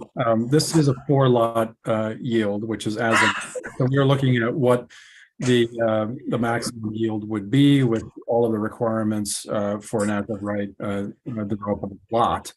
So if you could go next, Irene. Looking at the site, we then took a footprint of at least 6,000 square foot building, which is as of right for the 3 lots, and placed them on the site. And in the orange is a depiction of the buildable lot, which is a high slope or steep slope area. So the likely building paths would be along Serpentine Road if we were to follow this map. So if you could go next. This is the actual proposed lot split that we were looking at, which would yield 3 lots, larger lots, and 1 significant park area along Shore Road. And if you could go next, looking at the same diagram where we would place the as-of-right 6,000 square foot houses and steep slope, we would reduce the amount of developed area to these lot areas. So this is what we're ultimately proposing. As John mentioned, if we were to file a subdivision map, this is what we would go ahead and covenant on a property to say that that this is the parameters of that development. And Braden, it's worth noting that the steep steep site in the orange is the area where the majority of the trees are. And just because of that steep slope, those trees would be preserved by the building of the houses on the eastern flat along the side of light. Correct. I think as Steve mentioned, ultimately, it's going to be the planning board that would decide the shape of the lots. We just think from a planning perspective that this is something we would submit. It provides for very significant vegetation protection. But again, ultimately, on a subdivision, and again, it would be a 3-lot subdivision, not a 4-lot subdivision. This is a very likely, this is the application. Essentially, it's showing these significant areas being preserved, but as Steve said, ultimately it's the planning board that's going to design the lots in conjunction with. These two additional homes that are along Serpentine? Yes. That are 6,000 square feet each? Yes. What's the purpose of those? Again, it's a planning tool just to show you where they would, in all likelihood, be sited because of the fact that. There's no intention of building on those things. Well, no, we're preserving the right to make an application for a subdivision. Yeah, I noticed that when we dealt with the Harris application, as you know, they were two on large piece of property, and one of the guarantees was there wouldn't be no subdivision, there wouldn't be any building, and that's why when they agreed upon the 13 to 15 additional water requirements, one of the big saving things for the town board was the fact that if we were going to allow them to build a house very similar in size, about 11,000 and change, they're adding to that they wouldn't build on the other lots. Here, this is a little different scheme of things where I get the fact you've gone from 4 to 3, and you're outside the heavy vegetated area, but for God's name, I'm just speaking for the people of Shelter Island. So what's the purpose of these two additional buildings once you have almost 12,000 square foot house? Irene, can you go to the next slide? Gary, please let me finish. All right. Okay, quite candidly, he's got a 4-lot yield. That was his investment back expectation when he purchased the property. That's his right under the code. He could build 4 6,000 square foot homes on it. Number one. Number two, Harris I'm very aware of because I handled the subdivision, the original subdivision on Harris. And on the Harris application, there were 2 lots on a filed subdivision map that my office obtained, and we sterilized one of the lots. But it's really no different than the concept here. It's very similar to the application on you guys recently approved on 42 Gardeners Bay, 6 or 7 acres, 6 acres. 6 acres that yielded 2 lots. And why was there only a 2-lot yield on that 6 acres as opposed to a 4-lot yield on these 8 acres? Because on that application, there were a significant amount of wetlands on the property, actually on the property itself. Right.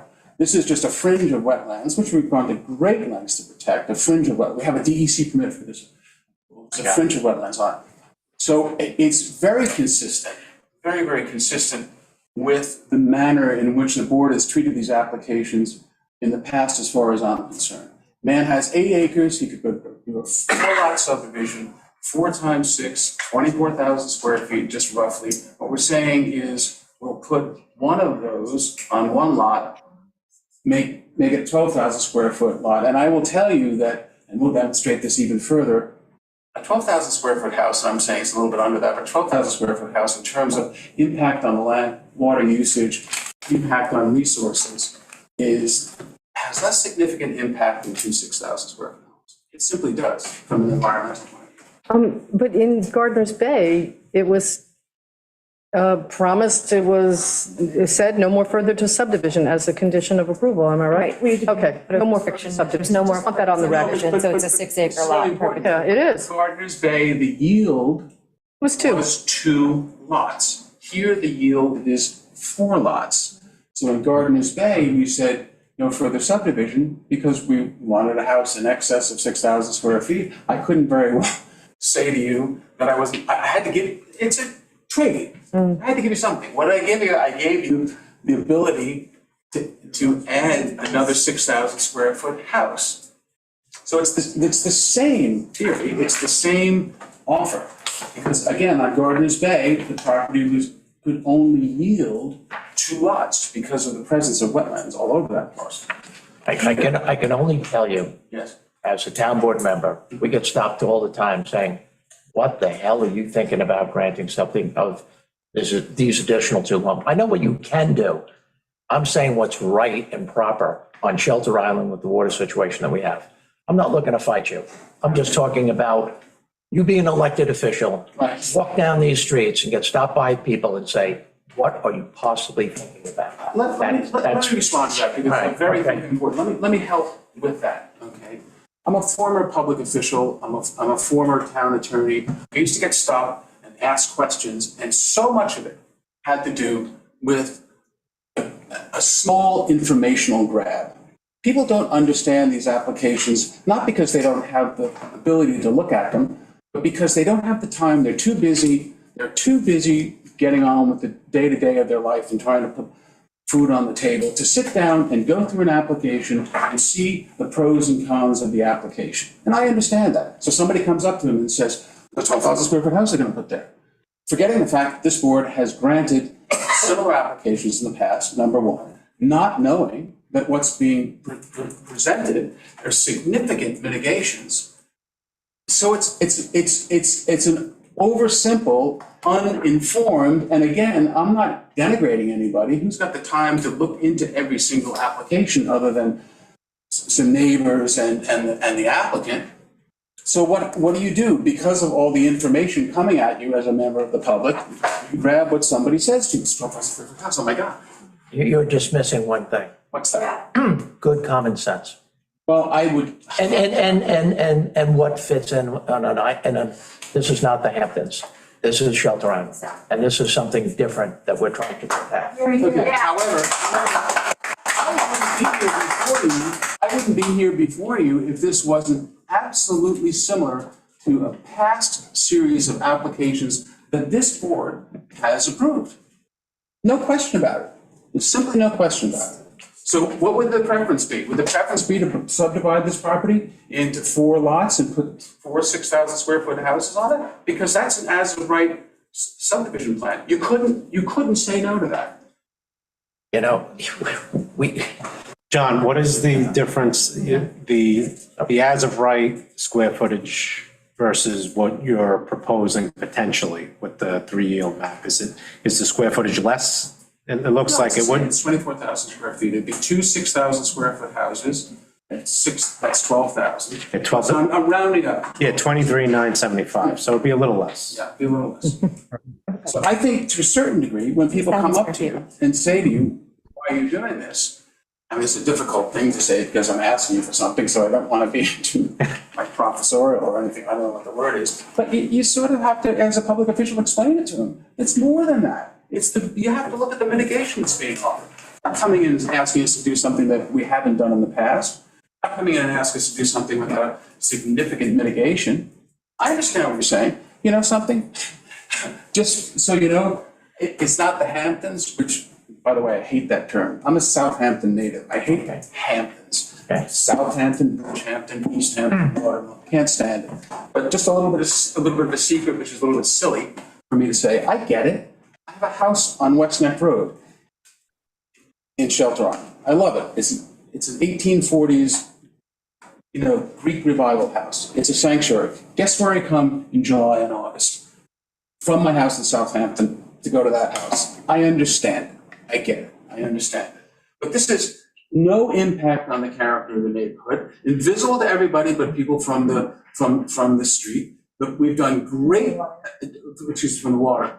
Have taken great efforts to mitigate this. This is the sort of thing that maybe facially at first is, but when you get into the meats and bones of it, I'm confident we can convince you that there's significant mitigation here, and it's a superior plan to the as-of-right development. If I may, I just want to talk a little bit about the information that has been presented by the Shelter Island Heights Association and what we've done to great lengths to try to respond to that.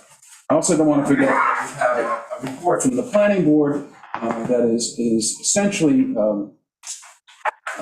helpful and suggests recommendations, but asks for some restrictions against which we offered in the zoning board of appeals. We're offering that. First of all, the Heights Association says that this is the largest house in Shelter Island. That's simply not true. Many of the homes that we looked at benefit from certificates of existing use, and it's based upon assessor's records. The assessor tries to estimate sizes of homes, but they're not an engineer's or a surveyor's or an architect's calculations. And indeed, in a lot of those estimates based upon the assessor's record, square footage of the living area did not include finished basements because that's a relatively recent adaptation to the Shelter Island Code. Harris decision allowed for an 11,000 square foot house. Pandion acquisitions, 10,868 on 3 acres. On 3 acres. Borthwick, 10,303. I handled that. 2 acres. I don't think it is 2 acres. That's over on, what's the name of the street? It's Rocky Point Terrace. That Schoenbach house, which I handled many years ago, is over 13,000 square feet. So this is not some outlier. There are a lot of large, wonderful homes. The question is not how big it is to a certain degree, it's whether or not the architecture is appropriate. And Robert A.M. Stern, architect, I'm sure some of you know the namesake of the firm, was the head of the architecture department at Yale, a very storied architect. The client, candidly at great expense, is trying to make sure that this is something that the community can be proud of and would be a public benefit. The property is 4 times the size. I'm not going to go through that. We already talked about the yield. We tried everything that we could to minimize the size of the home. Deciding the home within the property minimizes its footprint by placing quite a bit of the square for the SFLA within a lower level. So there's a couple, the things, one of the reasons that informs and was the reason for these square footage limitations was the massing. I get it, I understand it, but if you drive around Shelter Island, there's some absolutely wonderful homes that either approach or touch the size of this home. The construction of the house is not going to have any negative impact on the neighborhood whatsoever. So that's very important. Water, I have to go to the Heights Association, and the Heights Association, in their reasoned, non-discriminatory, and uniform exercise of discretion, will have to provide the supply of water because it's a semi-public, semi-private water association. It's a private company, but it's not like the Wild West. They're governed by more than the business judgment rule as a supplier of water to people. So we have to go to them. We're going to work everything out with them. We have, in our view, already essentially given the Heights Association what they need, but if they have additional demands, we'll comply with them. We're working on addressing their comments.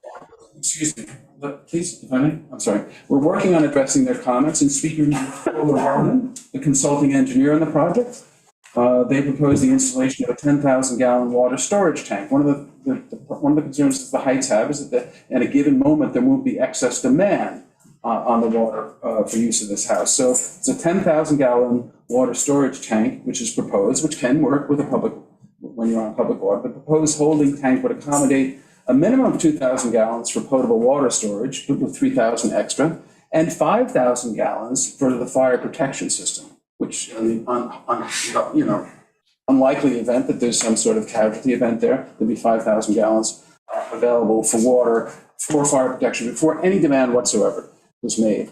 At the request of the Heights Association, a booster pump will be installed for water pressure maintenance in the house, and flow logic or other automatic shutoff and leak protection device will be provided. So, if there's a burst pipe, God forbid, there's a burst pipe, the water. That's a good thing. So these are things, and if there's other reasonable mitigation measures that the Heights Association has, remember the Heights Association, we're more than happy to to address them. So in any event, that we're continuing to work with the Heights Association, and we'll continue to do so. I have a little tiny bit of unpleasant business here before you. And it's, I noticed that Lori Beard Raymond is sitting there at the table representing the Heights Association. Now, I will tell you that when Ms. Beard Raymond worked for the town, I found her an incredibly accessible, wonderful, fair, reasonable, knowledgeable public servant, and I was sad to see her go. She was a great asset to the town. But I would be remiss not to mention this, and I'm ethically bound to mention this. Ms. Beard Raymond did write one of the turn down letters for this project, and the way I read both the general municipal law and the public officers law, this comes within the sphere of what's called a particular matter. It'd be no different, Steve, than if you were representing the town on a matter in litigation and you left the employee of the town and then all of a sudden ended up representing the plaintiff, the defendant, in that same matter. So I'll leave that to you for your consideration, but I'm very concerned about that from the point of view of post-municipal restrictions on post-municipal employment. Again, it's not meant as I'm not impugning anyone's character, far from it. It's an uncomfortable thing for me to have to say, but I'm duty bound under my obligation to zealously represent my client to raise that as a concern. Mike, did you have anything that you wanted to add? Just a quick bit. One of the pages with Mike Shiano from Science Associates. Can you just, Irene, can you go to the slide about the water usage? The Hunter. Next one. Yeah. Braden, did you have something that you just wanted to add about this particular slide, just regarding the potential water usage of a 12,000 square foot house with 6,000 square foot houses in comparison? Right, so we did a calculation, if you go to the next slide, Irene, we did a calculation of the fixtures for the proposed house, which is on the right, the 11,975 square foot house. And then we also did a similar calculation for a 6,000 square foot house of similar use, meaning that with a similar bedroom count and bathroom count, which is our firm has developed a house very similar to the 6,000 square foot house that we analyzed, and we came up with a water demand in gallon per minute of 30 for a 6,000 square foot house, and that's and these are maximum fixture counts, and a water demand for our current designed house at 34. So in looking at the yield for a 6,000 square foot house across four lots, we would be looking at roughly about 124 gallons per minute. If you considered our current design plus 3 6,000 square foot houses. With the covenant that we're proposing, we would only be allowed to build 2 of those in any future use. And the water usage for that configuration would only reach 94 gallons per minute. And again, these are maximum usage for if every fixture was turned on at the one time. And these calculations were done. The system is not fully designed, although we did specify each fixture and use the specifications and water flow for each fixture to do this calculation. So thank you, Mike. Yeah, we're really working very hard to, with the facts and science and engineering, to demonstrate that actually net, this is a superior less impactful water usage. Well, this is an important part of the presentation right here, and I'm sure Stella is very interested in this part of the presentation. I think our town engineer needs to weigh in here and look at this part of the presentation, give the town board some advice on the flow here, maybe work with the Heights Association in terms of taking a look at how we minimize this flow, you know, what you can handle, what you can't handle. There are other people, I'm sure, who want to say some things. I just wanted to let Heights Association know that I clearly don't have any problem with an adjournment. I didn't expect this to be a one-night meeting in any event, number one. And Mr. Colligan. Yeah. I did push back on you, but I hope you knew it was respectful, and I hope that's the way it came across. I took it semi as respectful, but what I thought, where I thought you let down is when you said you need the people of Shelter Island and when you need to, how to address them. I think people in Shelter Island, very well educated, they're smart people. I said that. But they do have good common sense. I'd hate to play cards with you because I think you're a shrewd card player, and I think you're very well for your client. But when you sit behind this desk, and this is my end of my 7th year of doing this, the trending on Shelter Island was bigger. The trend we needed to start to go smaller. And the second thing was the second thing was that. It's very, the aquifer is something that we're so focused in on. And water is such a premier quality here. It's just something that we have to pay more attention to. So I get past practice and I get what they're doing, and it's just, might rival 2 or 3 other 4 homes on Shelter Island. But, we're fighting like tooth and nails to bring housing to people that can't afford to live here anymore. And on the same token, we're entertaining a thing where I get the original house and I get the subdivisions from 3 down to those 2 lots. But when you start talking about putting another 6,000, another 12,000 square foot of living area, regardless of, it's just, to me, it's, and I'm being honest with you, it's overwhelming. It is overwhelming. And, you're giving me a tutorial on how to explain this to the people that voted you into office. And I'm saying, I know the rebuttal. I know the feeling here. I think all of us do. And it's not favorable for this kind of thing. I know what your rights are.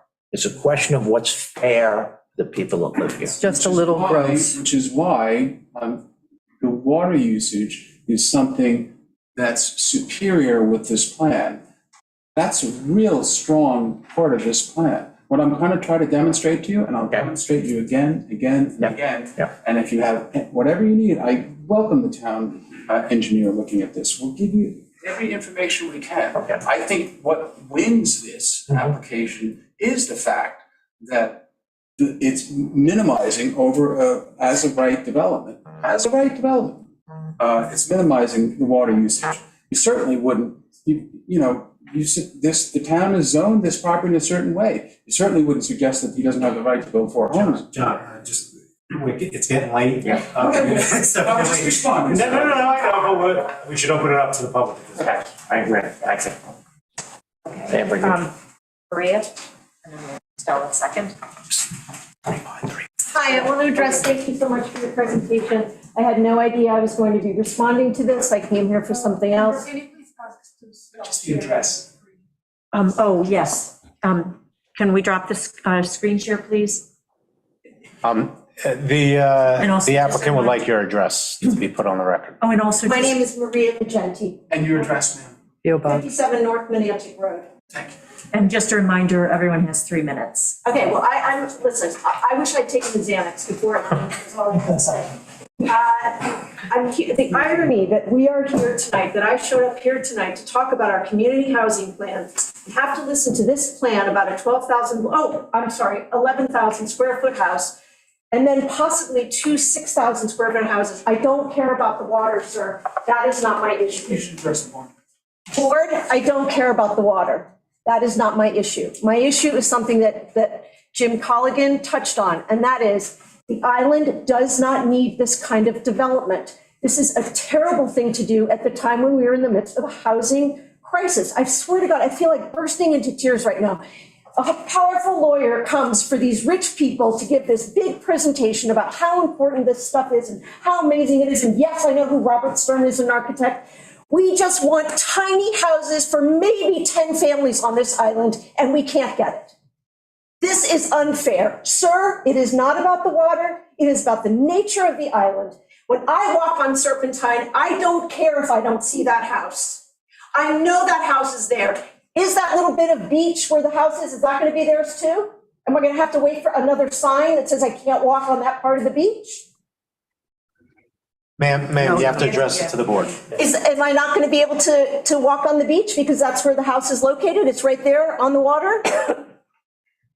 Are these people going to be living here? Are these people going to be living here and contributing to the community?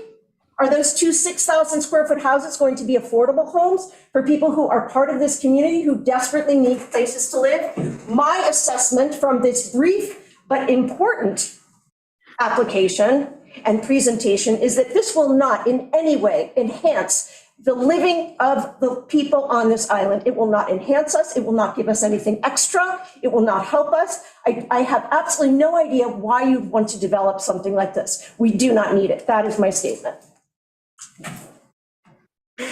Stella? You'll have to help me with Zoom. Yes, there's nobody with a hand up. Just one point of clarification. State your name for the record. I'm sorry. It's Stella Lagutis, and I'm representing the Shelter Island Heights Property Owners Corporation. As this is a hearing, I still only get 3 minutes? Yes, but if you need more time after everyone's gotten the first pass. Okay. Thank you. So I'm representing the Water and Wastewater Committee and the Property and Roads Committee of the Heights. And therefore, these comments are theirs, not mine. I guess we've got, there are lots of concerns with this particular property, but I'm only going to focus on the two that probably hit home most for the Heights, and that's water and community character. Let's start with water. We are a public water district. I am regulated by the Department of Health, the Public Service Commission, the DEC. So something goes wrong, I go to jail. So I'm not quasi, I'm actually a water district. The proposal that we have in front of us is for something, a piece of land that is in front of or within our footprint. So in order for this to move forward, the project would have to be, we'd have to give a water availability letter to the Department of Health. I'm not sure if this special permit request is either a chicken and an egg or we're in uncharted water. But from an uncharted water perspective, I think this might be one of the only recent queries and proposals that came before you that's on public water. Typically, you've got something in front of you, the town engineer will look at it, opine on the water. I mean, but so we need to be part of the equation here.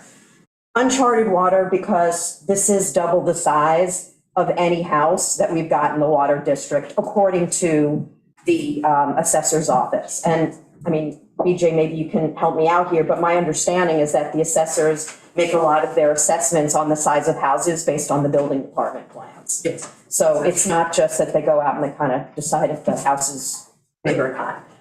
The chicken and the egg here is that you're being asked to approve a 6,000, something over 6,000 square feet by double. And I do say by double because I don't think we included the 175 square foot cabana.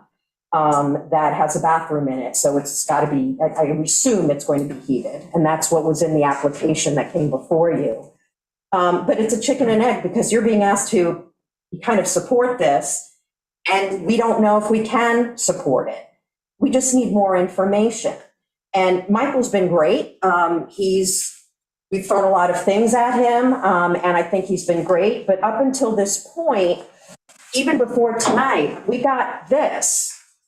One page of an analysis And what was said to us was, well, the plans aren't final. And I completely get that. The plumbing plans are not final. And I'll come back to the other pieces, but if I could just finish the sentence, please.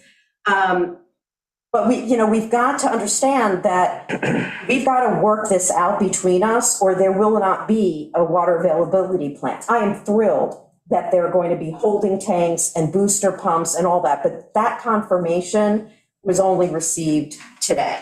So if I may, I'd like to come back. Yes. All right, so do we have anyone else who wants to come up on a first pass? John?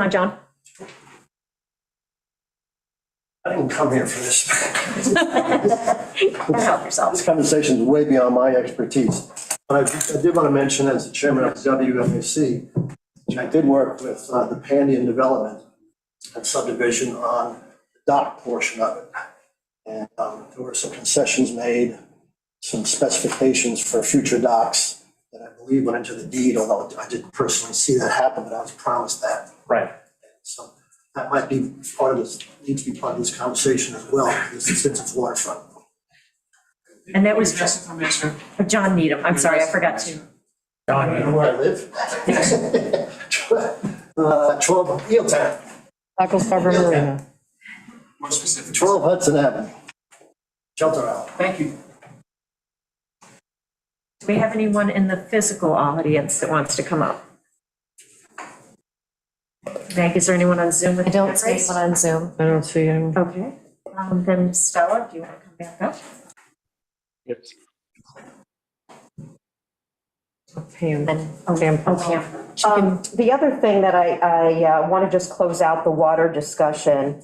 The other thing that we've got to think about with these numbers that have been provided, I believe these numbers may change over time in terms of, we're talking about a house that's got 11 bathrooms, a gym, 3 master bedroom suites, 4 additional bedrooms, but only 1 washing machine. So, these things need to, so what's in the packet could be what's understood today. But the reason we're asking for such detailed plans and more complete plans is because they've got to be thought through in terms of how the house is going to be used. The second concern is community character. And as I mentioned, we went to the assessor's office, this was in our letter, and there are 36 homes that are listed over 6,000 square feet on Shelter Island and the village of Deering Harbor. And even if you add some of the special permits that you have recently approved that range somewhere in the vicinity of 8,000 square feet and 11,000 square feet, those homes still make this particular proposal, which I will still say, I believe it's 12,150 square feet, the second largest home on the whole island. And that does not include the 4,000 square feet of non-conditioned area. So that's kind of the utility space, the garage, et cetera. So we believe that this house is out of character, not only for the heights, but also for the entire island and the village that's on it. We don't think it matters that you can't see this house from Serpentine, because you'll be able to see it from the water. That's right now, it's pristine. Doesn't mean that we don't want that property developed. It absolutely should be developed. It's a great team that the Carlinos have assembled. It's a great, there's no doubt that it's going to be a beautiful home. We just don't think that it fits with that mass. And the yield map, I'm not so sure the yield maps work, because we said the planning board is the ultimate arbiter here. But the 4 yield map actually shows part of the parkland, the 10% parkland in the wetlands. I think according to our town code, that's a no-no. So technically, you're not starting out, if I'm right, with a 4 yield map. You're starting out with a 3 yield map. And all we're asking for is, can the town help us get some more preservation out of that? If it really is starting off at a 3 yield map, why can't we say that 1 extra parcel of those will go to the community and be preserved? So now we're only talking about a certain amount of the house and 1 more on top of that. Do I have to stop? Yeah. Yeah, but if you want another bite at the apple, we'll. And Stella, we have a It's going lot. to be adjourned. Yeah. Yes, and also, so I guess. Yes, Pam just put her hand back All up. right, Pam. Yeah, hi. It's interesting we're talking about the house alone, that it's 11,975 square feet, but let's not forget about this accessory building at what, 3,820? It seems to me that that should have been added into the water demand analysis that we just saw, because I'm sure there's some kind of water in that building. Just something to consider. And my concern on this project is that the driveway is in fact going to be in the 75-foot vegetative buffer, which is an area on Shelter Island that we allow no kind of construction to occur in. And given the location of the house that is right nearby that buffered area, I don't really see how they're going to be able to do the construction siting that they need to in order to actually construct this house. These are certainly concerns that I have on this. And again, the vegetative plan, all these plans that I'm seeing tonight, this was not presented or available for the public to view before this meeting. And I would hope that you in fact would adjourn this hearing until that is available to everyone. It's definitely going to be adjourned tonight. It's. I'll clarify. It's a 50,000 square foot garage, there's no water. Can I Howard, hold on, Howard. Hold on, Howard. This demonstrates justice. my video again has been cut off Yeah, by we'll get you Pam's address, just. Okay, all right, Howard, you're up. Okay, what I want to say is, I'm a simple little engineer. I listened to this Lowry language for about an hour. We have a code, wetlands code, 129-2, that says no driveway shall be put into that 75-foot barrier distance. And the plans show clearly that the driveway is in that area. We also have an adjacent wetland buffer area that goes to 100 foot. Now, if you take those two areas, we had suggested at the meeting that the driveway be moved up at least 1,000 feet, not 1,000 feet, 100 feet east to clear the wetlands. And then there's this construction lot which is going to have trucks in it in the construction area there. So I don't know even why we're even considering the driveway being in this location. It's a violation of the town code 129-2 section. So if somebody wants to address that, I appreciate it. Let's the driveway specifically not being allowed in that area, much less any other construction. Thank you. Thank you, Howard. Thanks, Howard. Thanks, Howard. Anybody else on Zoom, Meg, that you can see? No. Anyone new in the audience? Okay, we've got Stella, who has one last point? No. Or no? Okay, good. We're going to close out and keep working together. Thank you. Okay, all right. Thank you. Okay. All right, so we are going to, I guess, make a motion to adjourn. Second. Aye. Aye. All right, so we are adjourning that one and moving on to the proposed relocation of. We don't have a date yet. Yeah, we're going to keep it open. We'll notify you because. Very good. Pam, would you like to provide your address to Mr. Bennett? He's out there. There. It's for standing purposes. 6 South Rim Island Drive. Thank you. Okay. John. Like my address? I'll find it. Oh, thank you very much. All right, since we still have a number of items on the agenda. What happened with Revity? Those who are going to be exiting, please do so as quietly as possible so that we can continue on with our agenda without having to take a pause. Thank you. Thank you all. Thank you. All right, so we're moving on to the proposed relocation of Stake Mooring and pulley systems at Daniel Lord Road. Dottie. Oh. Dottie, you're on mute. Dottie has. You think that's continuous? Dottie's going to read the notice. Anyway, I'll read it. For a relocation hearing in connection with the following stake and pulley mooring. back, Dottie. I'm not the only one. All right, start again. It blinked out, but you're back. Oh, okay. Okay, this is a public hearing with in connection with the following stake and pulley moorings, W3417, W2465, W3007, W2593, and W3375 at Daniel Lord Road. Thank you, Dot. Thank you, Dottie. And we have Bo Payne, one of our Bay constables, to talk about this for us. Yeah, so this has been an ongoing thing for quite some time now. There's a bit of a land ownership dispute towards the western end of the town landing area at Daniel Ward Road. And recently with some developments, I guess, that have taken place, we have come to the conclusion that we're going to need to relocate 5 moorings, stake and pulley moorings, that are at the end, the western end, between the ramp and basically the northern portion. So Stephen has been kind enough to help me explain how and why we're gonna do that, which is exercising a section of town code whereby the town board can essentially revoke or order the relocation of a currently permitted mooring, such as the 5 that are down there. And in order to do that, we have to have a public hearing.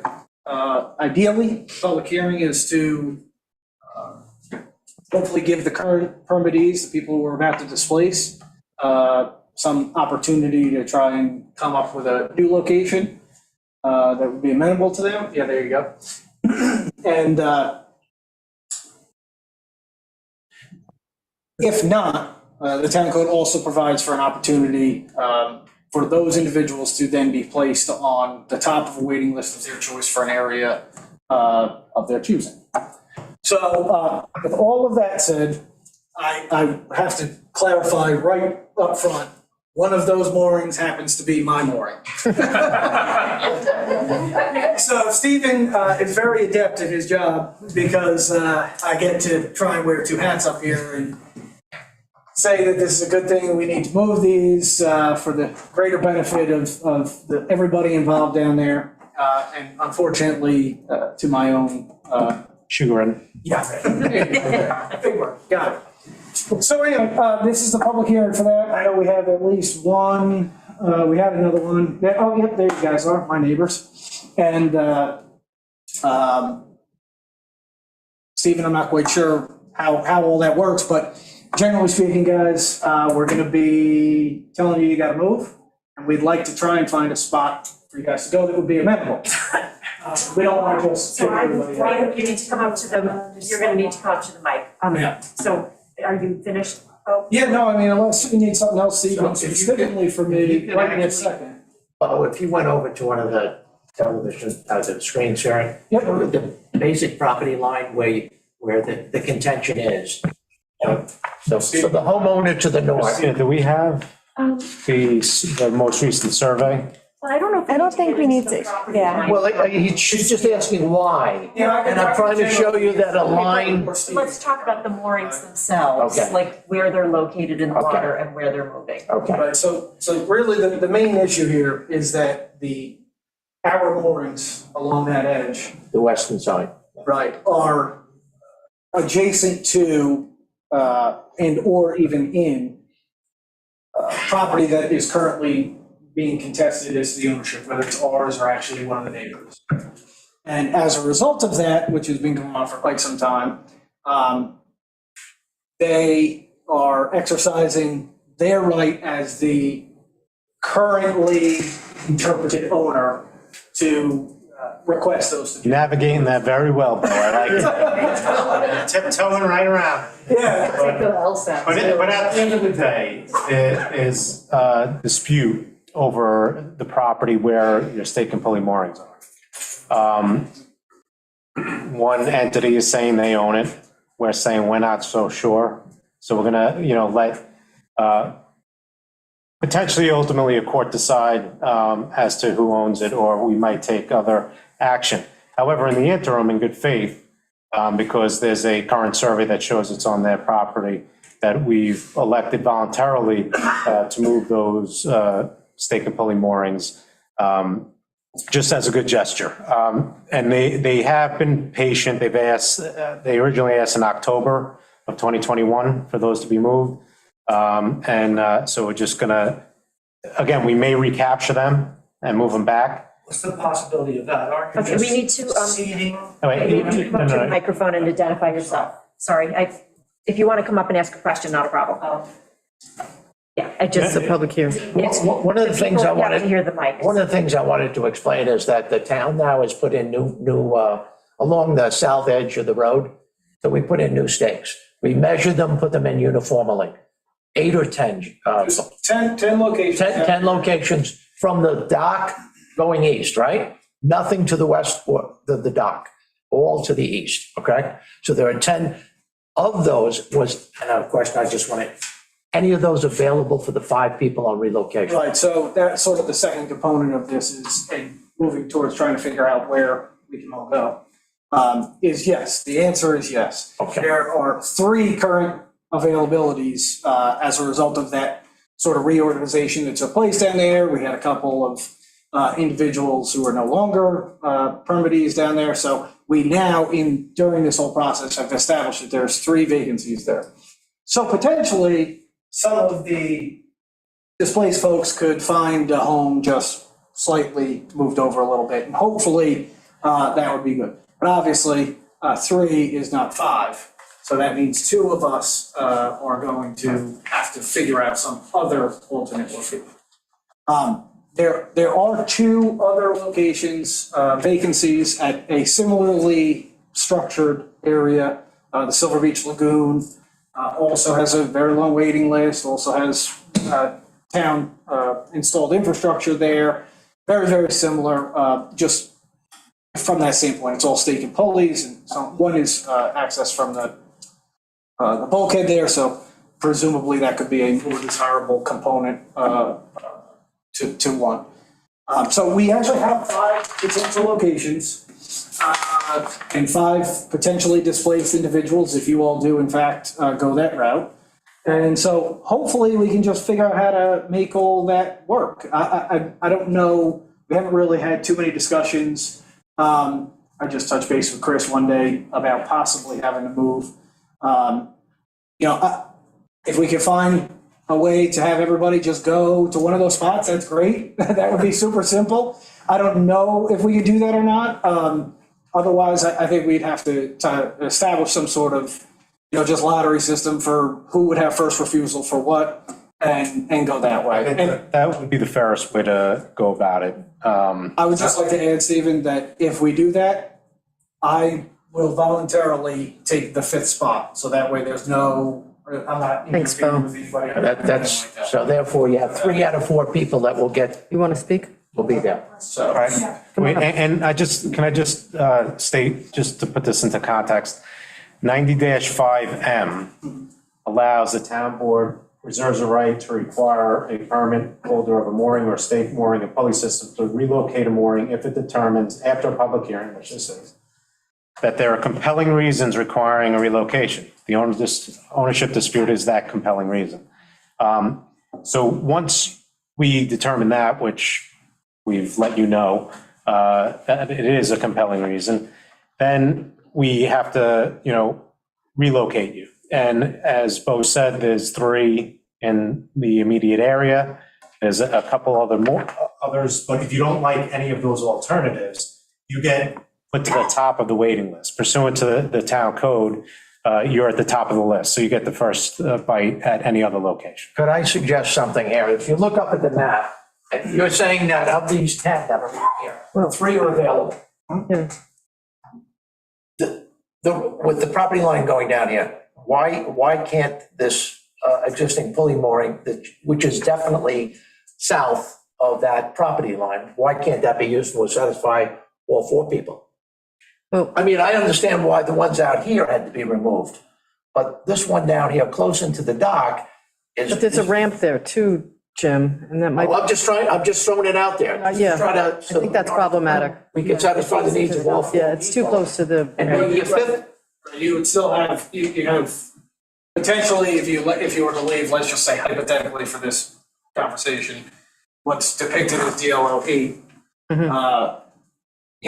Right, okay, that's what you're talking about? Yes. So you would potentially still have 3 people displaced to try and get into, 4 people displaced to get into 3 vacancies at that location. You still have to find another location for the 4th. Oh, I thought you had the 3 on this side of the. There's 3 there. Yeah. You have 5 total. Right. So if you this would be leave the 1, now you have 4. Right. So You still have so one you now have displaced. 1 that we have to still move somewhere. Yeah. Correct, right. We'll put you anywhere you want.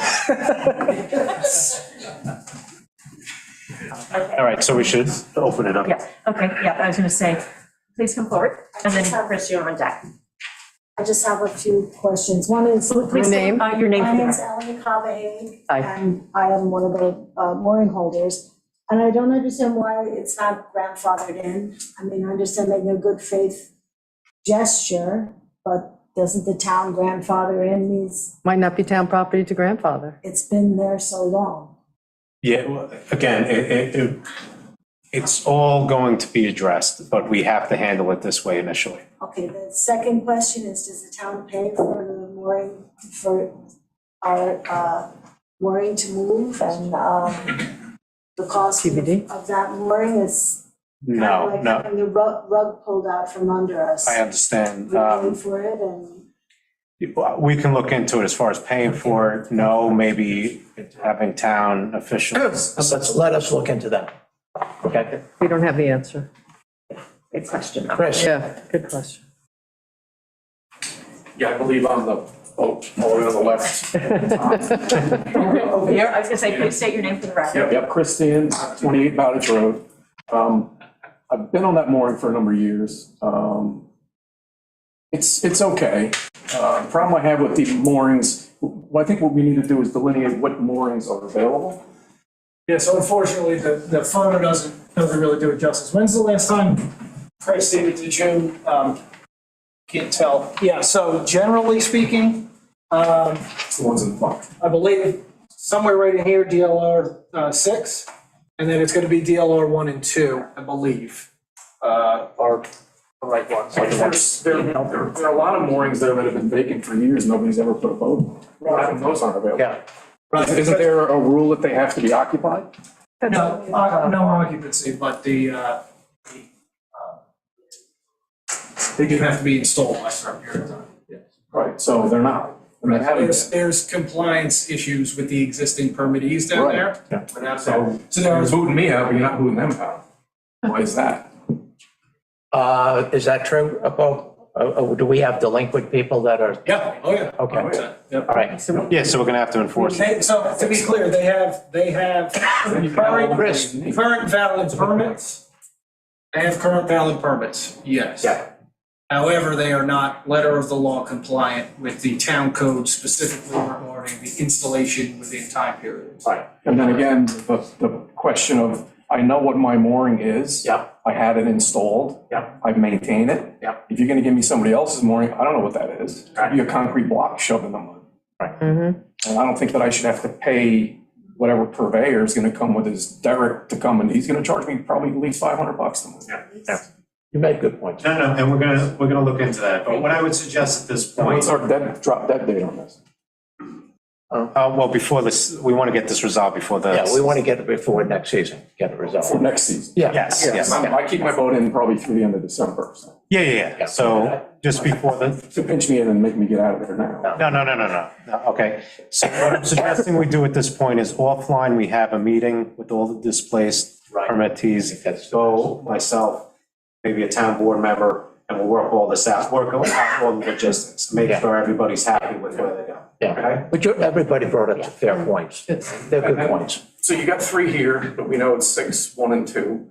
But then there's the Silver Beach Lagoon has 2. That's true. Can you go put like a piece of orange tape around the available one or 2? So you can figure out which one it is, because I can't. There are only 3 up there, to the north side of the. No, look, it's the furthest east on the north side. Oh, near Alaretto's house? Over in that area, No. in the mouth of it? Christina, did you go over there? Why don't we? No, just- you can identify. Offline, you guys can work it out. Yeah. Yeah, I can explain it to you. yeah, we'll handle that offline. Yes. Okay. Okay. All right. Is there any more public comment on this? Person or on Zoom? Let's hold on. Okay. You don't see it. All right, right And we along. can see anybody. close this public hearing, correct, Stephen? Yes. Okay. Motion to close this? Second. All in favor? Aye. All right, that one's closed. We will now move on to the proposed community housing plan. So Dottie, if you could read the notice. Okay. Town Board of the Town of Shelter Island hereby calls for a public hearing for all interested persons to be heard on the adoption of the Town of Shelter Island's Community Housing Plan. Okay. Thank you, Dottie. You're welcome.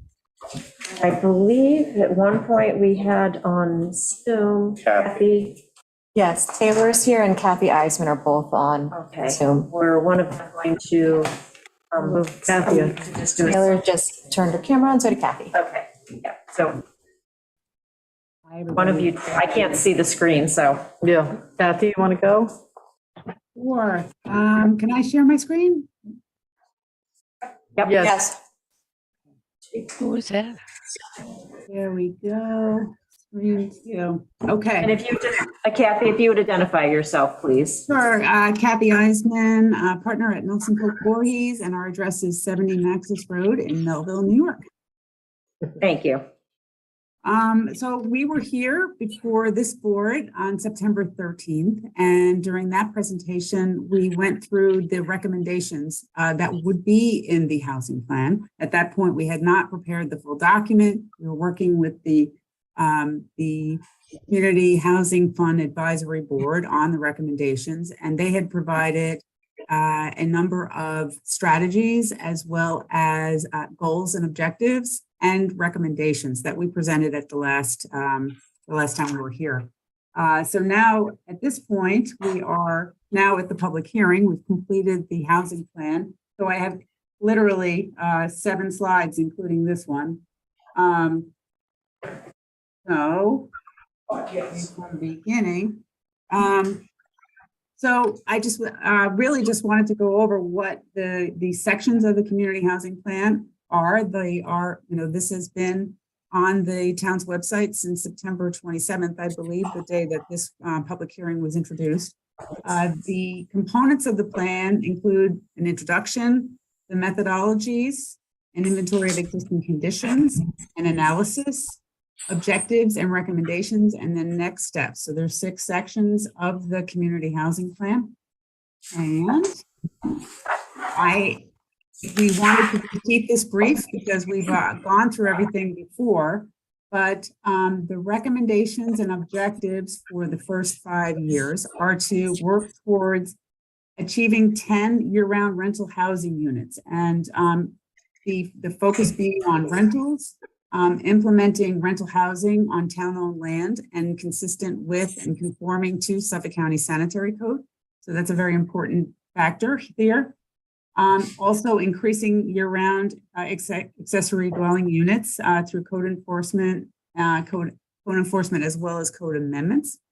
And as well as through education, and that's in the purple box, by creating a homeowner's guide to how to implement an ADU on your property.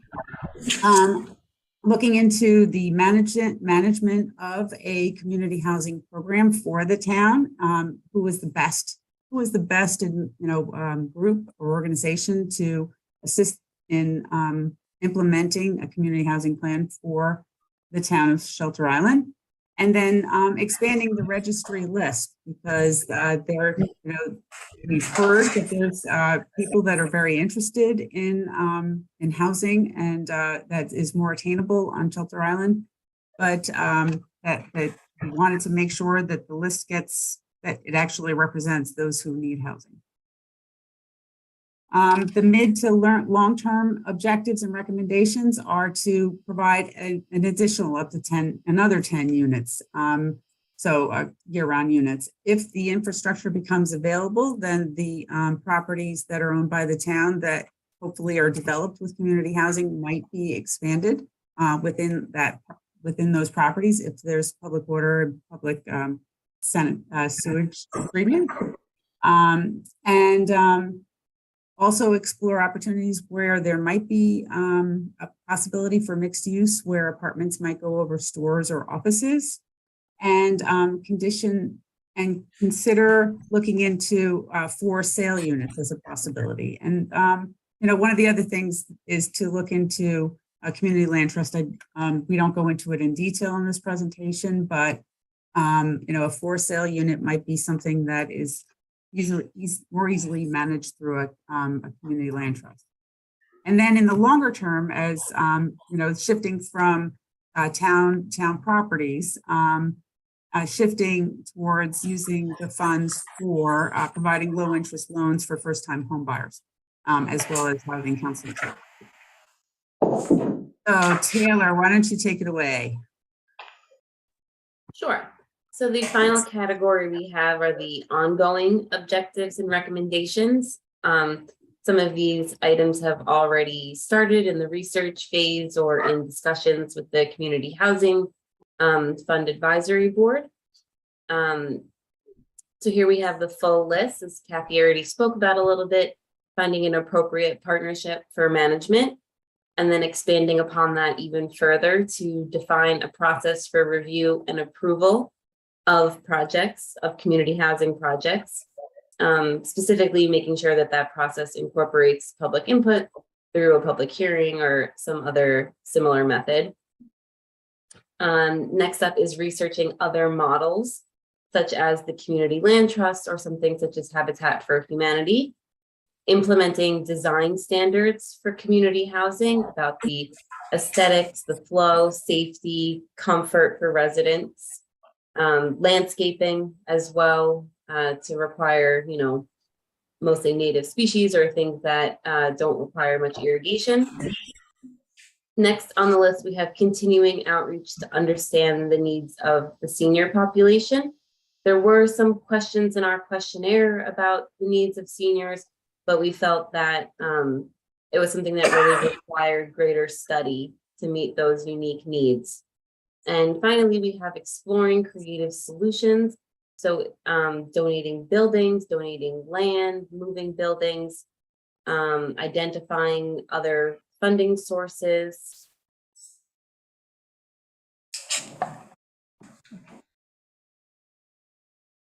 And then finally, we have our recommended priority fund uses. So these are all expenditures that are permitted under the Peconic Bay Region Community Housing Act. These were things that were asked about in the questionnaire, discussed at the open houses, and based on the public input we've received at other meetings, we have come up with these following actions as the priorities. So first off, we have construction of housing for rent on town-owned land specifically, and it must meet current density requirements of Suffolk County Sanitary Code. Next, we have supporting ADUs. Then we have the purchase of land and or buildings for community housing, followed by the rehabilitation of existing buildings for rental housing. Also costs related to architecture, design, planning, engineering. All of those are eligible expenses in support of implementing community housing. And finally, we have housing counseling services. Okay, thank you, Taylor. In closing, we just wanted to have something to talk about, like why do we need this? And actually the Community Housing Plan is a required component of the Peconic Bay Region Community Housing Fund Act. And with the vote, if it passes, this is something that will guide the use of the funds from real estate transfer fees with the passage of the referendum. And fund expenditures would need to be consistent with the plan. There is additional work that needs to be done, and including that there needs to be a review process that's developed for the potential fund expenditures, including how the, Community Housing Board reviews projects, the town board would get involved, and through public hearings. So I think that's all that we have. It is, okay. So that's where we end. Okay, thank you. At this point, if we have the Community Housing Fund Advisory Board, did you want to make any statements, or are we open it up to the public? Liz wanted to make. Okay, so Liz.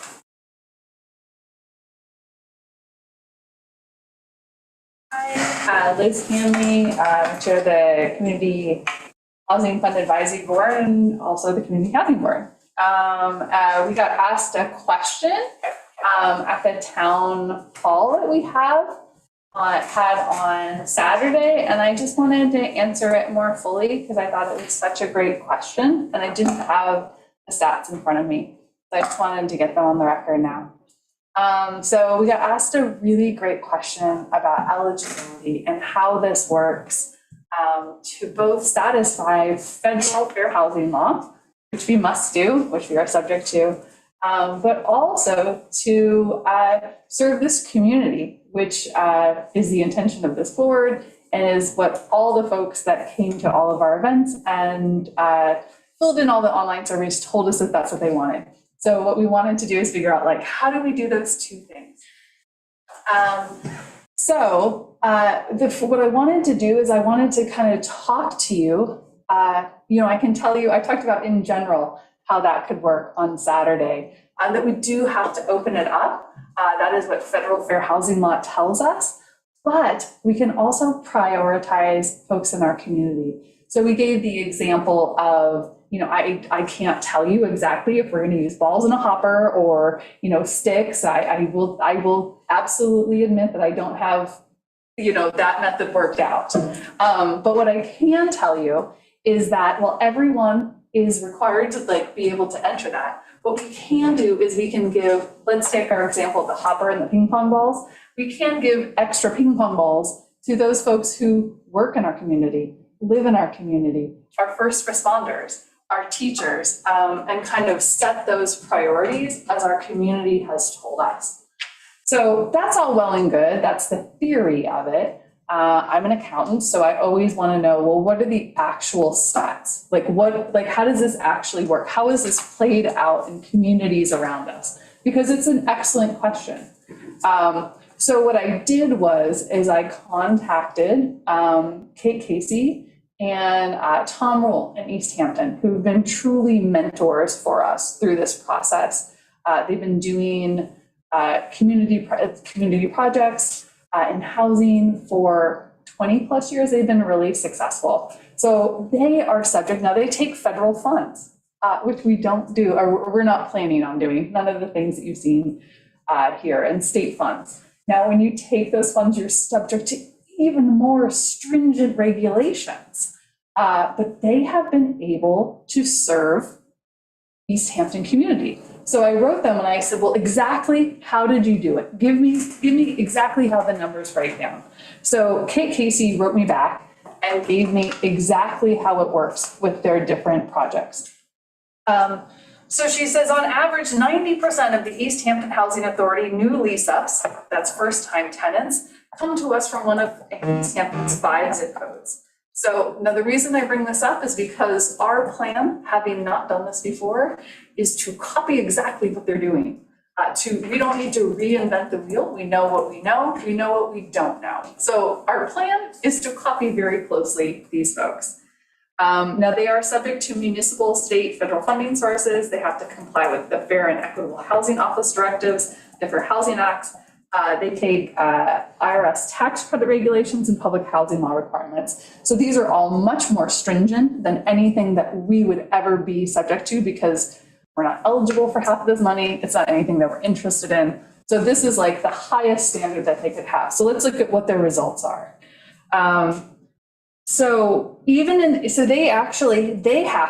We wouldn't have to publish advertisements in multiple languages in regional news outlets, accepting applications from any applicant from anywhere and only having a small percentage of 10% generally set aside for preferences. Sounds terrifying, right? So like, how does it work?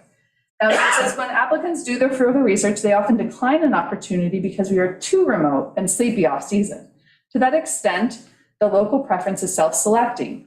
Now, she goes on to kind of talk about that the particular funding source that we are looking at, the Community Housing Fund, allows the towns to further set preferences. But let's say that we don't even have that. Let's look at how they get their results. So she gives me the stats from their different developments. Avalon, 1994, 100% East Hampton residents at intake. Acaponic, 1999, 90% East Hampton and 100% Suffolk County residents at intake. Springs Fireplace, 100% East Hampton residents, live or work at intake. Gansett Meadows, now this is one they did have all sorts of state, mixed income, state, local, federal tax credit, 84% East Hampton, 100% Suffolk County. So I think that it shows both in theory and in practice how this serves our community. So I just thought that was helpful. It was helpful for me when this question came up. So yeah, so I just wanted to read that in because I thought it was such an excellent question. Thank you. Thank you. Is there anyone in the physical audience who would like to come and speak on this topic? Stephen? And I know your name, but please state it when you get up here.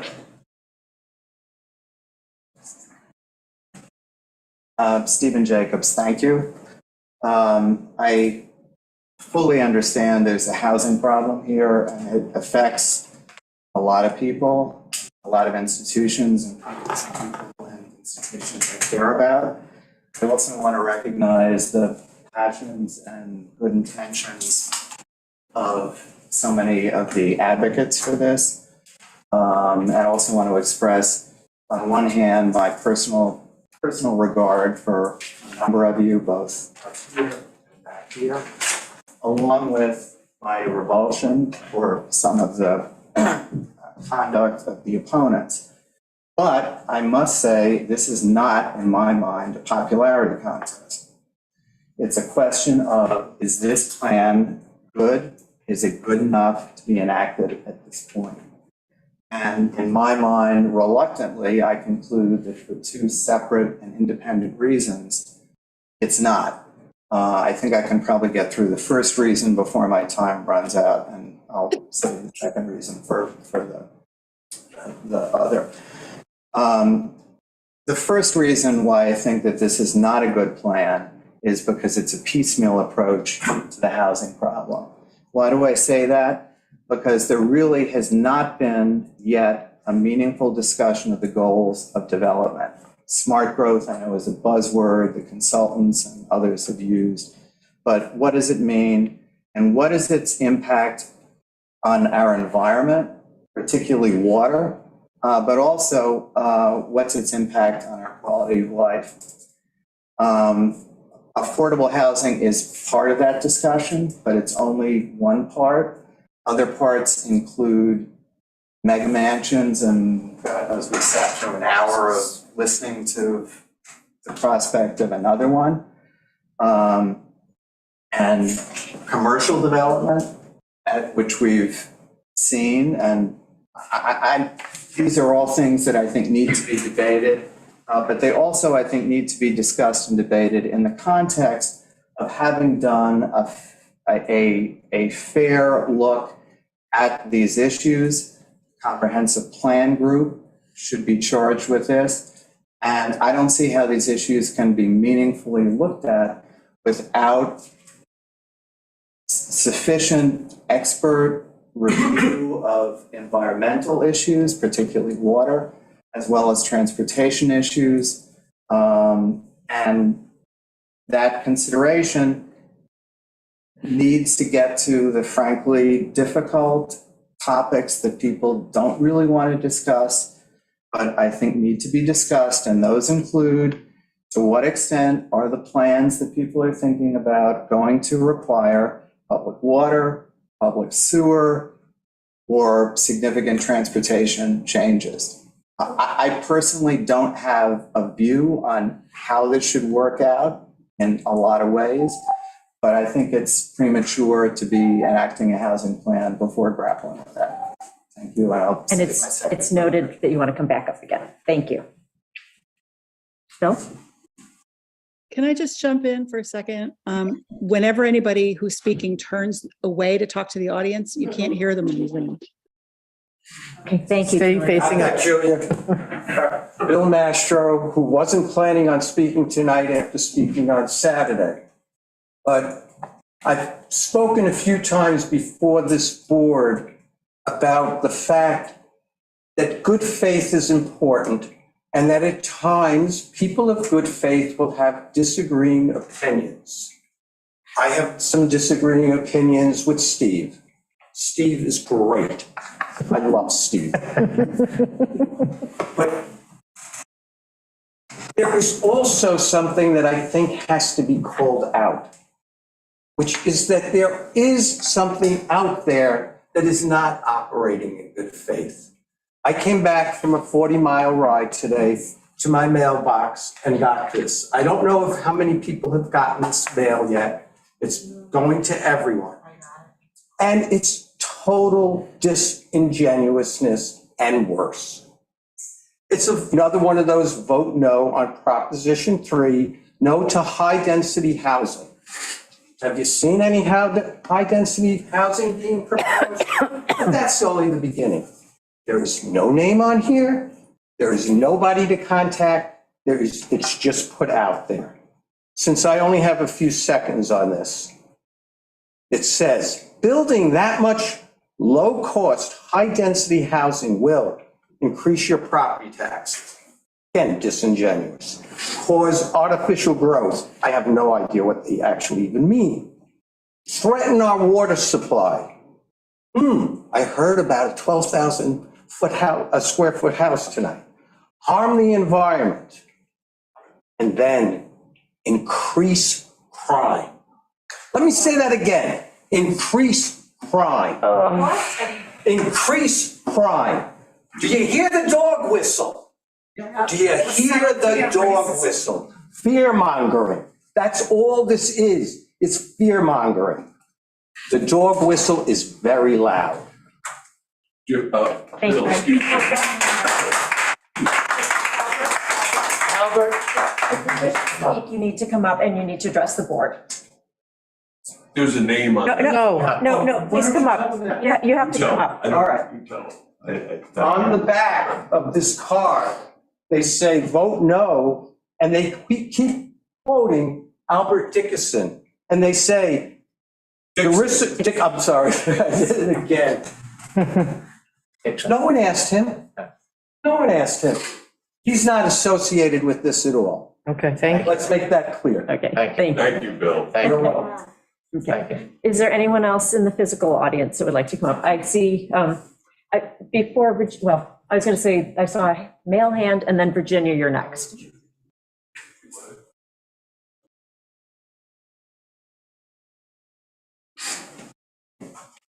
Hello, my name's George Hune, and I live at 5 South Menantic Road, HUHN.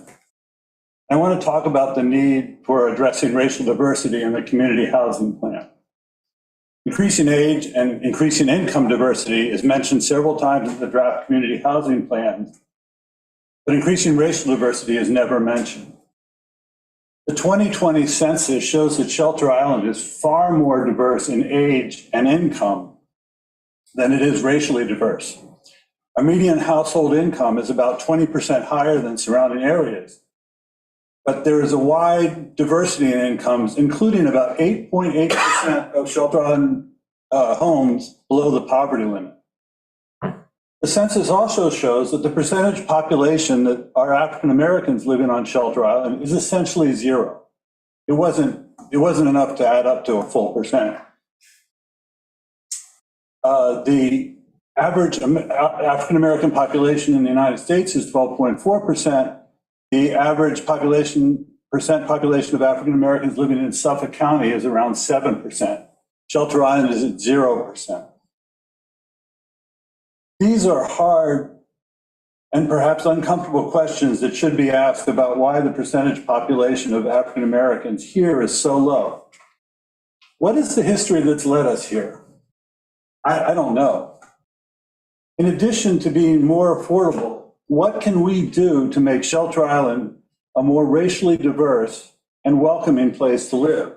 It's interesting to me about the fear that I hear on the island about outsiders coming in here, and this about crime, and how it would be terrifying to open the community housing up to outsiders, to people anywhere in the United States that might want to come live here. I think that a housing plan that is truly comprehensive should explicitly address how Shelter Island can become a more racially diverse place to live, but how to do that. One way that communities across the United States have been working on this is through bringing people and communities together to form groups to discuss the history of race relations in a community and how they got to where they are, and what can we do to increase diversity, racial diversity in a community. And I've got some ideas about that. Don't have time to discuss them now, but would be happy to sometime, because perhaps we could convene such a group on Shelter Island, because it's directly related to housing. How African Americans have been discriminated legally and illegally in housing since America was America. And I think we should look to see how we might change that. So what is most important, in my opinion, is to begin the discussion regarding racial diversity on Shelter Island so that we can have a community housing plan that reflects the strengths of the diverse American community. As Heather McGhee wrote in her marvelous book, The Sum of Us, quote, "We must challenge ourselves to live our lives in solidarity across color, origin, and class. We must demand changes to rules in order to disrupt the very notion that those who have more money are worth more in our democracy and our economy. Since this country's founding, we have not allowed our diversity to be our superpower, and the result is that the United States is not more than the sum of its disparate parts, but it could be. And if it were, all of us would prosper." So that is what's true for the United States, and that is also what is true for Shelter Island. Thank you. Thank you. Thank you. Virginia's next. Hi, Virginia Girardi, also a member of the Community Housing Fund Advisory Board. I want to thank everybody for all the hard work.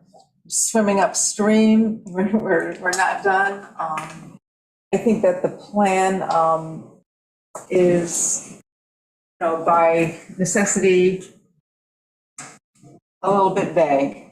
How much time do we have to flesh it out? Yet, I think it's important that we start.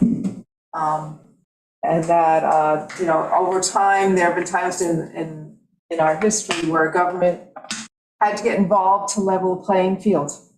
I mean, just think of all, the progressive era in the turn of the century, 19th century. Think of, how government had to step in and tell corporations to stop abusing workers. There's so many reasons why we need to do this, because there are, income disparity has caused disenfranchised peoples who make their living at an hourly wage or by offering a service. They haven't chosen or haven't been empowered to learn how to manipulate assets to grow money, to the proportions that people now have that have the power to influence what's going on in our community. So I think it's really important that I think our state government saw this trend, is addressing this trend, has empowered the town to, put this proposition together so that those people who have been disenfranchised can be helped. We just want a little help, and not a handout. I think that, our goals are modest. The goals are modest. The amount of funding that it's going to take to construct those units that we're hoping to is nothing compared to the money that is being dumped into homes on this island. It's a modest plan. and I think that it's worth pursuing. I only have one other comment in that I feel that sometimes our leader may comment on things that maybe the whole board hasn't got consensus on. I personally don't think that membership in a volunteer organization is necessarily a criterion for consideration because they're volunteers. They can volunteer in, they can volunteer out. And how long does that credential hold sway? You could be in a volunteer organization during the time in which you apply and then unvolunteer. So, and it can happen. So I just wanted to make sure that I got that out there, and I thank everybody. Thank you. For doing what we got. Thanks, Virginia. Do we have anyone in the physical audience that wants to come up for the first time? Meg, if you could see if anyone has their hand up. Bobby. Bob, go. Bob, come. Okay, Bob, you're up. Okay, I think I have to turn. Oh, I'm sorry. Okay, very good, thank you. First, as the town attorney knows, this is a public hearing. This is not a town board meeting. This is a time for the public to exercise its right to petition the government for grievances, and hopefully we'll have an opportunity to talk without too much interruption. First, as to the plan, I think a lot of what I had to say about the plan was addressed on Saturday. This is some things came out about the housing plan and about the referendum that were not, I think, generally public known, that this was a 28-year program. This is not about building a few houses for EMS or volunteer fire department, which I agree with, and I think the town has the resources to do it without the money from the referendum for 28 years. But the plan itself, as we talked about, has no limits, has no details, doesn't have any financial projections. Mr. Thiel had to talk about the amount of money that might come in from the referendum, and none of those details are in this so-called plan. Some of people got up and said a bank who received a plan like this would not fund a loan based upon it. And there's no process or procedures. Anything that Ms. Hanley might say about lottery and other procedures, whatever she says publicly, remember, it's not in the plan. And what the plan generally amounts to is a blank check. Now, I have a couple of questions here. One is for, and I'm allowed to ask questions. I'm allowed to actually call witnesses. But since we have Nelson Pope, at the hearing, I'd like to ask them a question about a controversy that occurred in Southampton as well as in the North Fork and in Southold, where you submitted a proposal in Southampton that said you'll check to, that is a proposal regarding community housing, that you'll check to neutralize opposition by having them appear as traditional NIMBYs who consistently present misinformation or promote their own agendas and present a positive message to community leaders. In other words, you hired a consultant who basically said to the town of Southampton that they were going to try to call the opposition to anything that they might put together as a bunch of NIMBYs, et cetera, that they were going to be advocates as opposed to independent consultants. I know that they have publicly said that they that there's somebody else put that in their plan, but they apparently didn't read the proposal that they put in. The other thing is I'd like to suggest this. 3 of the town board members do not own homes on this island. Amber Brock Williams doesn't own a home, Jerry Siller doesn't own his own home, and Meg Larson does not own her own home. And I would respectfully request, to avoid an appearance of impropriety, that the town board include in the housing plan a provision that says that none of the town board members will be, who's been a town board member for prior 7 years, be eligible for any kind of housing subsidy that comes out of the referendum or the housing plan. I think that would be fair. This provision should also apply to each member of the community housing board. Bob, if I may just interrupt. So we're limiting people to 3 minutes, and then if you want to speak again after we allow everyone else an opportunity to speak, then you could speak again. So yeah, I'll circle back to you because we I have didn't hear that. Okay, fine. Yeah, and I'm not going to ask Nelson Pope Voorhees, like public hearings, the comments are directed at the town board. And so I learned from the last time I ran a controversial meeting that I allowed interactions to happen that did not go to the town board. So Well, get legal advice. That's not legally correct. This is a public hearing, not a town board meeting. I can call witnesses. That includes your consultant. Okay, we will check into that, but not at this particular moment. So, we will continue the public hearing, taking in comments. We are also going to be addressing all of the comments from Saturday as well as today at a future town board work session, which will be Tuesday, and we're going to include the Community Housing Fund Advisory Board and the Community Housing Board, just so you know. So we will go over some of the responses to this, just to let you know kind of what the procedure is. Do we have anyone else in Zoom before we circle back to second people? I do not. Howard. Howard. He doesn't I raise his can't, hand. I don't know why I'm videoed out all the time. Oh, now I'm on again. Okay, thank you. I get shut off. I just have a question, and it affects the Community Housing Board and the Advisory Board, and also the comprehensive plan. I've been asking to get the demographics that are missing from the 2020 census. And people say, yes, we have a consultant doing that. When are we going to get an answer? Because to me, it affects everything we're doing on the island. And we don't have an answer. Does the board know when, or anybody have an answer to that? We will investigate that. I don't know. We'll look into it. It wasn't in the contract. So It wasn't? No. to look into it. It was not, it was, yeah. RFP, but it was not in the ultimate contract that was signed. So there's that. We do have some data on that plan. I hate to interrupt you here, Howard. And then from the census, we do have some. Yeah, and I think I'll just leave it at that. Stay tuned. Yeah, I was going to say, we'll talk more about that on Tuesday. Yeah. Did you have anything further, Howard, or was that? No, I just think that it's been dragging along. I mean, it's almost 2023 now, and for 2 years, we haven't got a. Well, they didn't come out, right away, Howard. They didn't come out right in 2020, It didn't come out. Let's pick it up on Tuesday.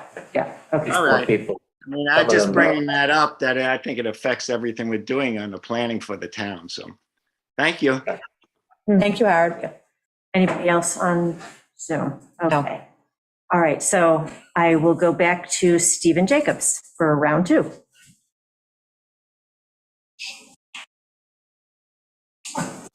First, I'd like to say that I was equally repulsed by the flyer that Bill showed me after we were sitting down, and if the question of the housing plan or the referendum were a question of yay or nay on the flyer, I'd be 4 and 4, but I just don't find it that simple.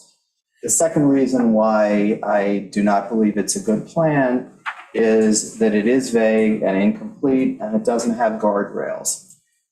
As to eligibility, I've been asking since June questions about eligibility and how it would work.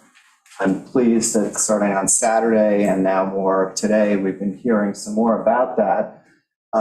In my mind, it's not a question of trying to keep off-islanders out. It's a question of, given our limited money and limited resources, what can we do and what are the effects of it? And frankly, although I want to understand better some of Liz's data that she shared, my sense was, and still perhaps to a lesser extent still is, that to the extent people are most interested in the teachers and volunteer fire and EMS, that they're not going to get very many units. In other respects in which the plan is vague, it cites 2 locations, but it doesn't describe what will be built. More concerning to me is the plan recommends building, quote, at least 10 units within the first 5 years, but it leaves the door open to a vastly bigger development. And there are rumors going around, and I've heard from various sources, but I cannot confirm that there are discussions about a much larger development that are Where would they, are you hearing where they'll put that? Yeah. Yes. Because we have restrictions. I can't vouch for them. I'm just telling you what. You're throwing it out there and then it becomes a fact and We've never, ever discussed Yeah, anything like that, but we ever. also have Suffolk County restrictions. We don't know. So don't throw that out and then it sits there like it's truth. I don't know whether it's true, but. How could it be true? How could it be? Well, what the rumor, and I've made clear, I can't confirm it, I can't deny it, is that there was, are ongoing discussions about, and I'm not saying necessarily with any of you, of a development on Menantic, which would be multiples of what's being considered. How, but with an extension of Suffolk County water. Is that true? I don't know whether it's true, but I've heard it, and I've heard it from diverse sources. And not anybody I can imagine was responsible for the fire. Can I just? Yes, I was going to say, yes. I interrupted. Yes. And perhaps the town board likes the fact that there is vagueness and there aren't guardrails, because it leaves so much open to the town board and not to the housing board, because the housing board is just an advisory board. And it does so without any mechanism to come back to the public for approval at any point along the way. So just in conclusion, whether that's a consideration or not from the board standpoint, I oppose this and future boards having so much open-ended authority, particularly if the referendum passes, in which case there will be, one can argue about how many millions of dollars, but clearly millions of dollars in new tax money over the next 28 years. So thank you very much. One more quick response about the vagueness and us wanting to entertain that. Never in my wildest dreams have I heard one discussion about wanting it to be vague. We, on the other hand, have asked for more clarity, just like the public has. It takes time. It is taking time to develop these things. We are in no way trying to be vague with the idea that we have some mysterious plot that we're going to launch something. That is not the 5 people you elected. You either believe it or you don't believe it. But hey, listen, when you read that crap and then put an ex-councilman's name on it, you've seen people go to the lowest end to scare the crap out of people so that they vote no. I agree with those comments completely. And I have nothing to do with those people who obviously make it much more difficult for me to stand up and say what I've said. And to spread rumors. And I respect some of the things that you've said, Stephen. Always. Bob Cohn, you wanted to have your second 3 minutes?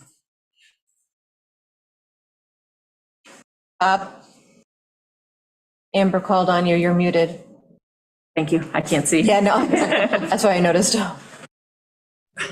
Okay, got that working. Thank you. Well, I agree with exactly what the previous speaker just said. He said it in a much milder fashion than I could ever possibly do, and I admire him for that. But what he did say about this potential for a development that he has heard about, as much as you guys may not have heard about it, or you want to deny it, you want to say that it would never happen, or that it couldn't happen based upon our water infrastructure, A, the plan doesn't say that you won't do it, and B, the plan says that you could do it, because it does say that you would recommend, that the plan would recommend that properties be developed, develop a plan for each site which conforms to the Suffolk County standards, but is designed in a way that could be expanded if the necessary infrastructure becomes available in the future. So your plan actually says that what the previous speaker just talked about could actually come into fruition. The plan calls for it. So for you there to deny that these discussions are not taking place, you know, it's a small town, word gets around, and when rumors go around, they generally tend to be true. You should be investigating those rumors. You should be delving into it. And if you deny that this should ever happen, then put it in the plan that it won't happen. And if you want to make it happen in the future, then you call for another vote to do it. The other thing I'd like to ask Mr. Kiley as a point of question here. Next year, if the 3 town board members who are coming up for election are all voted out of office, would their replacements together with the town board be able to reverse the decision that may be made tonight to pass this resolution for the housing plan? It's my understanding that the housing plan needs to be updated every 5 years, and with new information conceivably could be altered. Even before 5 years? Yeah. It says it must be updated at least every 5 years. Okay, but So- it could be updated a year from now to the point of it being repealed entirely. Well, You have to have a Anything is plan. possible. yeah. But yeah, it would have to be replaced. Well, it could be replaced with a, okay. I don't think it has to be, I don't think you have to have a plan, by the way. The law says if the referendum passes, then you have to have a plan to spend any money. But if it doesn't pass, you. Bob, we enacted the Community Housing Fund, which is a repository for any monies used for community housing opportunities. In order to spend any money from that fund, you have to have a plan. If you don't have a plan, you can't spend the money. Okay, so the plan can be repealed in order for the money not to be spent, according to the plan. Also, just a final comment. I got that mailer in the mail today. I can't take credit for it, but I don't think what's being said about it is as crazy as you guys have been making it out to be. But most importantly, someone mentioned that it was anonymous, and people have talked about anonymous things before. I want to remind everybody that the Federalist Papers, which brought about the U.S. Constitution, which was written by Alexander Hamilton, James Madison, and John Jay, our first Supreme Court Justice, Chief Justice, were all written anonymously under the name Publius. So there's nothing wrong with somebody doing an anonymous thing. And I didn't see anything objectionable at all, in this particular flyer, which I got in the mail today. I'm finished. Yeah, we've hit your time limit. Thank you. Thank you. Is there anybody who has not had an opportunity to speak? Got people. Okay. Fran? Hi, Brian Doherty Johnson. I'm a member of the CHB. I live at Quay Road. I just want to thank the town board for getting this far with the housing plan. It's been in the comprehensive plan since the 90s. Some attempts have been made, and I think what we've put together with Nelson Pope Voorhees and with the town board is a start. There are objectives, and there are not building plans for projects yet. We're not at that stage. What we need to do next is expand our registry, figure out who's interested, what the capacity of our sites are, and start, RFPs, figuring out what we're going to build on these 2 sites. So in that sense, what our plan is, it has possibilities and it does have guardrails. Everything that you've seen that the plan money can be spent on is what it will be spent on. That's part of what we're trying to do here. So I just want to thank everybody for their work on this, and Thank you. Thank you for your comment. Thank you. Okay. We're ready to move on? If there's nobody else, we will adjourn this public hearing. And, okay, motion to adjourn that one? Second. All in favor? Aye. And as we said, we will have the Community Housing Board and the Community Housing Fund Advisory Board join us at Tuesday's work session so that we can go over all of the comments and start to work on integrating some of that information. Exactly. into the current draft of the plan. Thank you. I'm losing my abilities. It's all good. All right. Ask, it's suffocating you slowly. Yes. All right. So then the next item on the agenda is reconvene. If we still have more items, we have some more items on the agenda, so everyone can leave quiet. Yes. So reconvene the sewer mooring public hearing. And I guess we don't need to have that reread. Is that correct, Dot? Yeah. Okay. I think it's Okay. reconvening. Okay, so we're reconvening, and I honestly can't remember because I didn't bring my right notes. I got it. Why we, It might have been from the new grid coordinates assigned in a new location. okay. The WMAC at the August 15th meeting had approved a new location in the proximity of that which was requested at latitude 41.050595 north and longitude 72.316316 west. Okay. Any public comments on that? Any on Zoom? I don't see anybody on Zoom. We'll make a motion to close that. Second.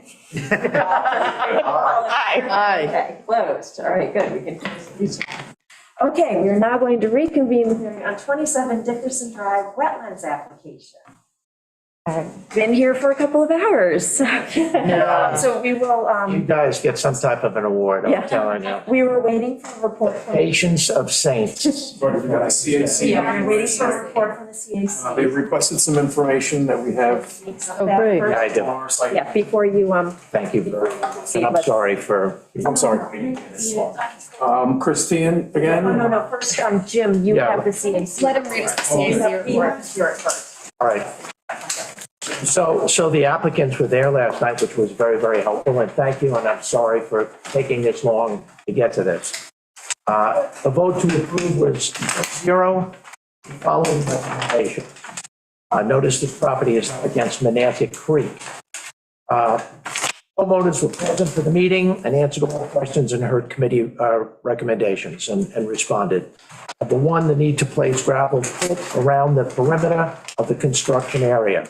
Number 2, silt fencing on the site plan needs to go only halfway down to near the construction site itself, help prevent runoff into the creek.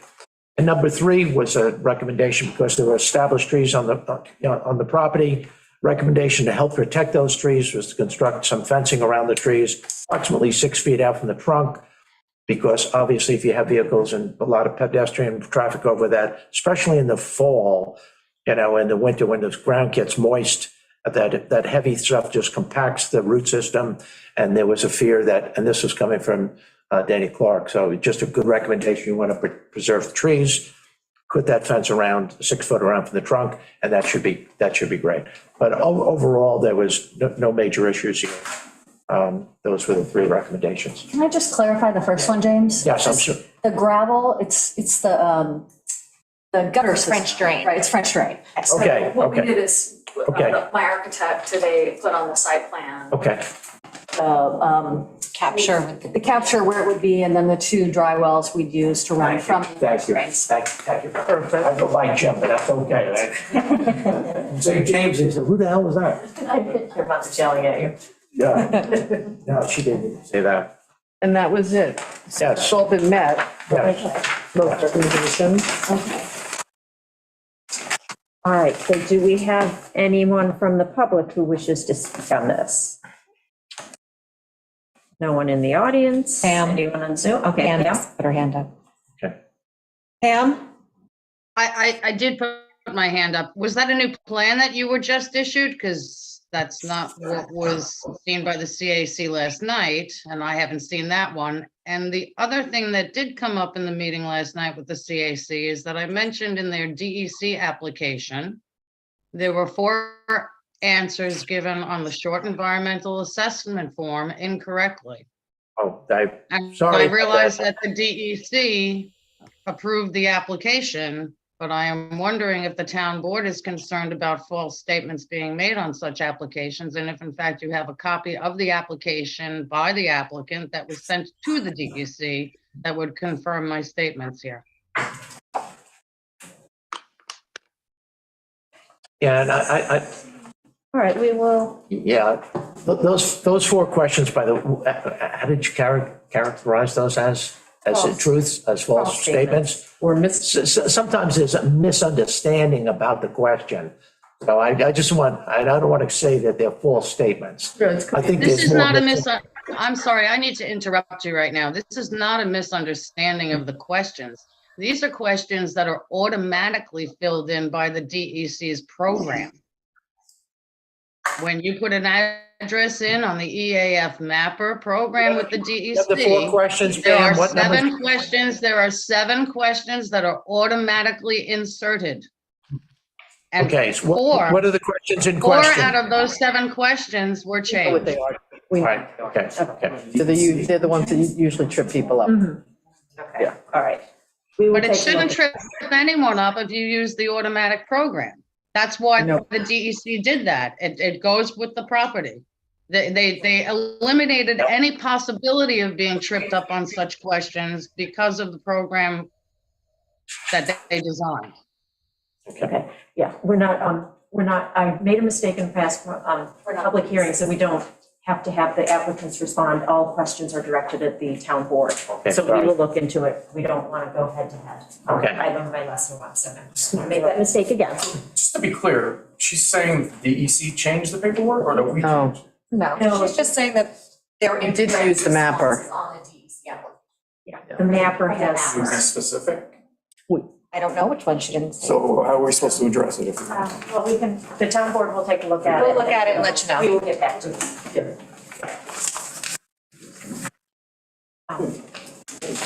Are there any other questions from the, or public, comments from the public? Yes, I have a question. Again, my video has been shut off again. No, come on. Okay. It's very simple. I think it was very nice that the owners came to the meeting last night and explained everything. All we were requesting was that a detail of that perimeter trench be shown so that the town, the construction can be verified that it's done correctly for the drain. And I don't know if the plan that they brought this time does that, but that's the only question we had. And the other thing, we made a recommendation that they would consider in the future going with a new IA plan, thinking that it would only be partially required because of the large leaching field that they already have installed. And they agreed to look at that in the future. And we just wanted to make that comment. Thank you. I think I see it on here, 12-inch wide by 12-inch deep drainage collector with filter fabric, 3/4 inch stone. Yep. Okay. Yeah, it's on there. Yeah. Okay. Okay. All right. I found it all by myself. At this hour, yay. Exactly. I'll get the electronic copy to Dorothy. We just got it right before the meeting. That's fine. Yeah, thanks. And I think you had explained that the septic system that was in there now is not that old, I know, it's 5 years. less than 5 years old. Yeah, okay. Okay. All right. So town board question, do we want to close this hearing? We can close it, leave it open to written comment, Yeah. I- Yes. we have the- and then talk about it on Tuesday. We make a resolution. Okay. Okay, so close it with Written written comment. comments for 1 week. Is that sufficient, Stephen? Or until Yeah, but- next board meeting, until November, what? No. not comments You for can do that it at long. any time, but if you're going to speak about it on Tuesday, when you want written comment, so why Before- don't you, Yeah. why don't you talk about it in 2 meetings? 2 weeks. And make it a week. Okay, yeah, I just meant we talk about it at a work session. yes. Okay, so in 2 weeks. Verify my fuzzy brain. Okay. Yes, okay, so in 2 weeks. So written comments within 1 week gives us time to read it, and then we can discuss in 2 weeks. Okay. All right, So closed except for comments, so moved. Second. All in favor? Aye. Aye. Okay. Sorry. Reconvene the hearing on 2 Tuttle Drive wetlands. Thank you. applications. Nice. Bye, guys. From CAC.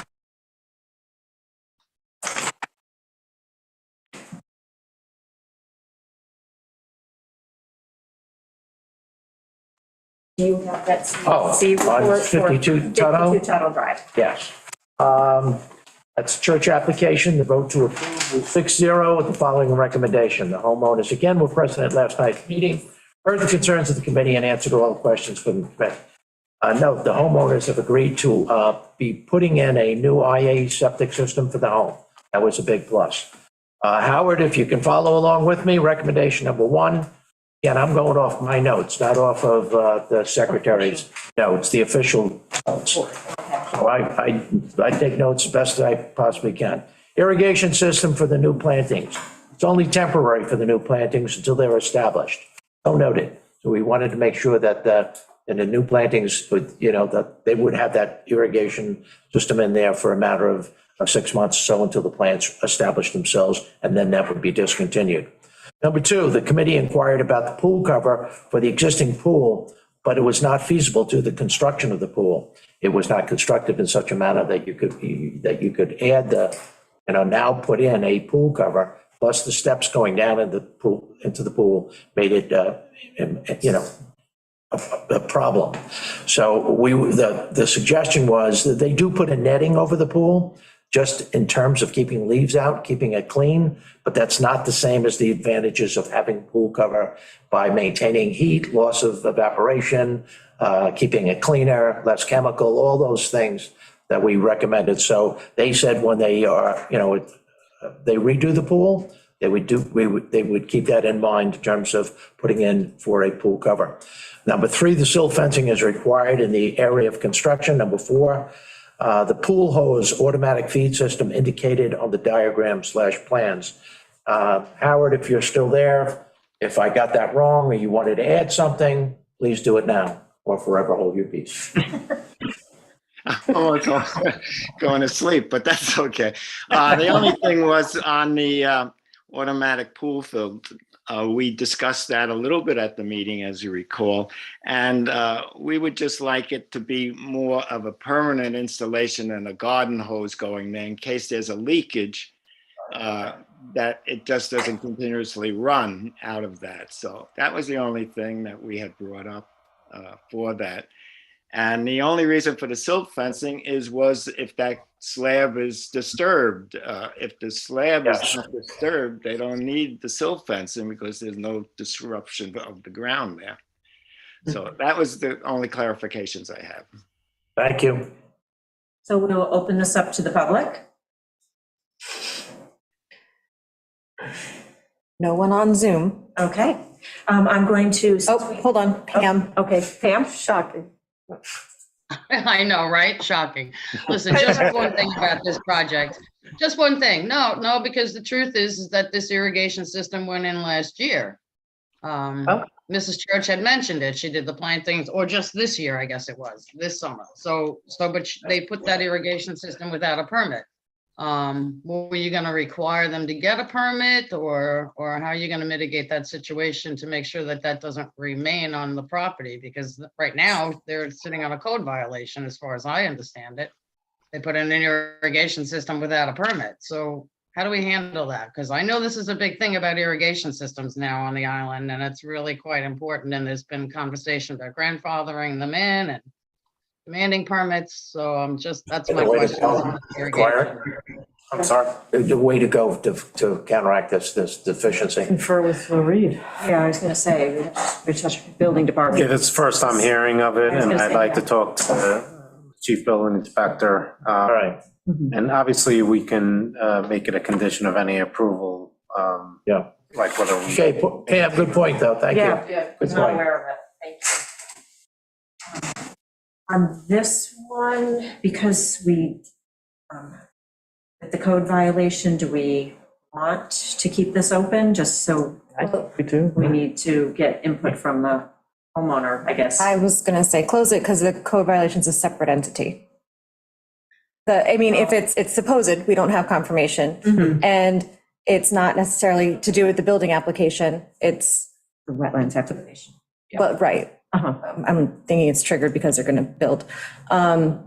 It's not. Okay, so it's a separate, okay. It's a separate issue. Okay. We don't have the official CAC report, so I would like to close it, but keep it open for correspondence for 1 week. Yeah, and also we may want a writing from the building department on this particular issue. Because like I said, we may want to make it a condition. Yes, okay, all right, so we'll have a motion to close with written correspondence. I would say 2 weeks. 1 second. Just one thing. I think that at the meeting, we discussed this and irrigation system was just to get the planting established and that it would be taken out. And the owner agreed to that they would take that out. As far as the legality of putting it in. I did repeat that. I did say exactly that. But Pam is saying that this irrigation system was put in months ago, perhaps maybe 6 months ago, without a permit. We can check and see if they have. We'll let the attorney talk to the building department. Yes. And we'll get some resolution on that. Okay. Thank you. We will close with written correspondence for 2 weeks. Yeah. Motion? Second. All in favor? Aye. Okay. All right, so that's it on public hearings. So now we can reconvene the meeting, and we have 3 resolutions. Can I start? They're at the back of here. First one is Laverty. Yes. On the last page. How about you Yes. gonna go? You can do it. All right. Yeah, you were next up anyways. Oh, all right. Look who's keeping track. We are, whereas a public hearing was duly held on the 18th day of October 2022 on the proposed purchase of the Liberty property designated as Suffolk County, tax map number, District 700, Section 4, Block 1, Lot 7, as 50% partner with the County of Suffolk for passive recreational use. And whereas all interested persons were heard in favor of or in opposition to said purchase, now therefore be it resolved, the town board does hereby authorize the aforementioned purchase to be used for passive recreational use, to be paid with community preservation funds, and be it further resolved that the supervisor is hereby authorized and directed to effectuate all necessary paperwork concerning said purchase and the amount of the town share to be $500,000. So moved. Second. All in favor? Aye. Go ahead. Whereas the public hearing was duly held on the 18th day of October 2022 concerning the proposed use of funds by the supervisor from the Water Quality Initiative to pay the 2022 annual dues to the Peconic Estuary Partnership, and whereas all interested persons were heard in favor of or in opposition, now therefore be it resolved that the supervisor is hereby authorized and directed to expend the amount of $8,925 from the Water Quality Initiative Fund from the Community Preservation Funds account for the payment of 2022 annual dues to the Peconic Estuary Partnership. So moved. Second. All in favor? Aye. Whereas Stephen Soul of 4 Robin Lane was petitioned by the town of Shelter Island to install a mooring at Smith's Cove at a location designated as latitude 41.05068 degrees north and longitude 72.3162.6 degrees west. And whereas a public hearing was duly held at 7th day of September 2022 and continued on the 18th day of October 2022, for all interested persons to be heard in favor of or in opposition, now therefore be it resolved that the town clerk is hereby authorized to issue a permit for the following amended location as recommended by the Waterways Management Advisory Committee at latitude 41.050595 degrees north and longitude 72.316316 degrees west. So moved. Second, all in favor? Aye. Happy to, We know we have to open up to the public to see if there's any further Last public thing. comments. we're asking for mercy I here. see nothing. I have, Yeah, We I are have now at one the tiny 12-hour question. mark. Julia has something and then Pam has her hand up. I just have one tiny question. I lost track in the Cummings at 10 Thompson Road, what the status of that public hearing is. Is it still open? Yes. Yes. Thank you. That's all I need to Adjourn. know. Thanks. Okay. Okay, yes. And Pam. I just want to congratulate you all for getting through such a marathon. Go get yourselves a nice meal and a 12 cold drink and have a good evening. Thanks, Pam. I'm gonna go hug my pillow. So right before. I second that motion. Hey, we entertain a motion to adjourn. So moved. Second.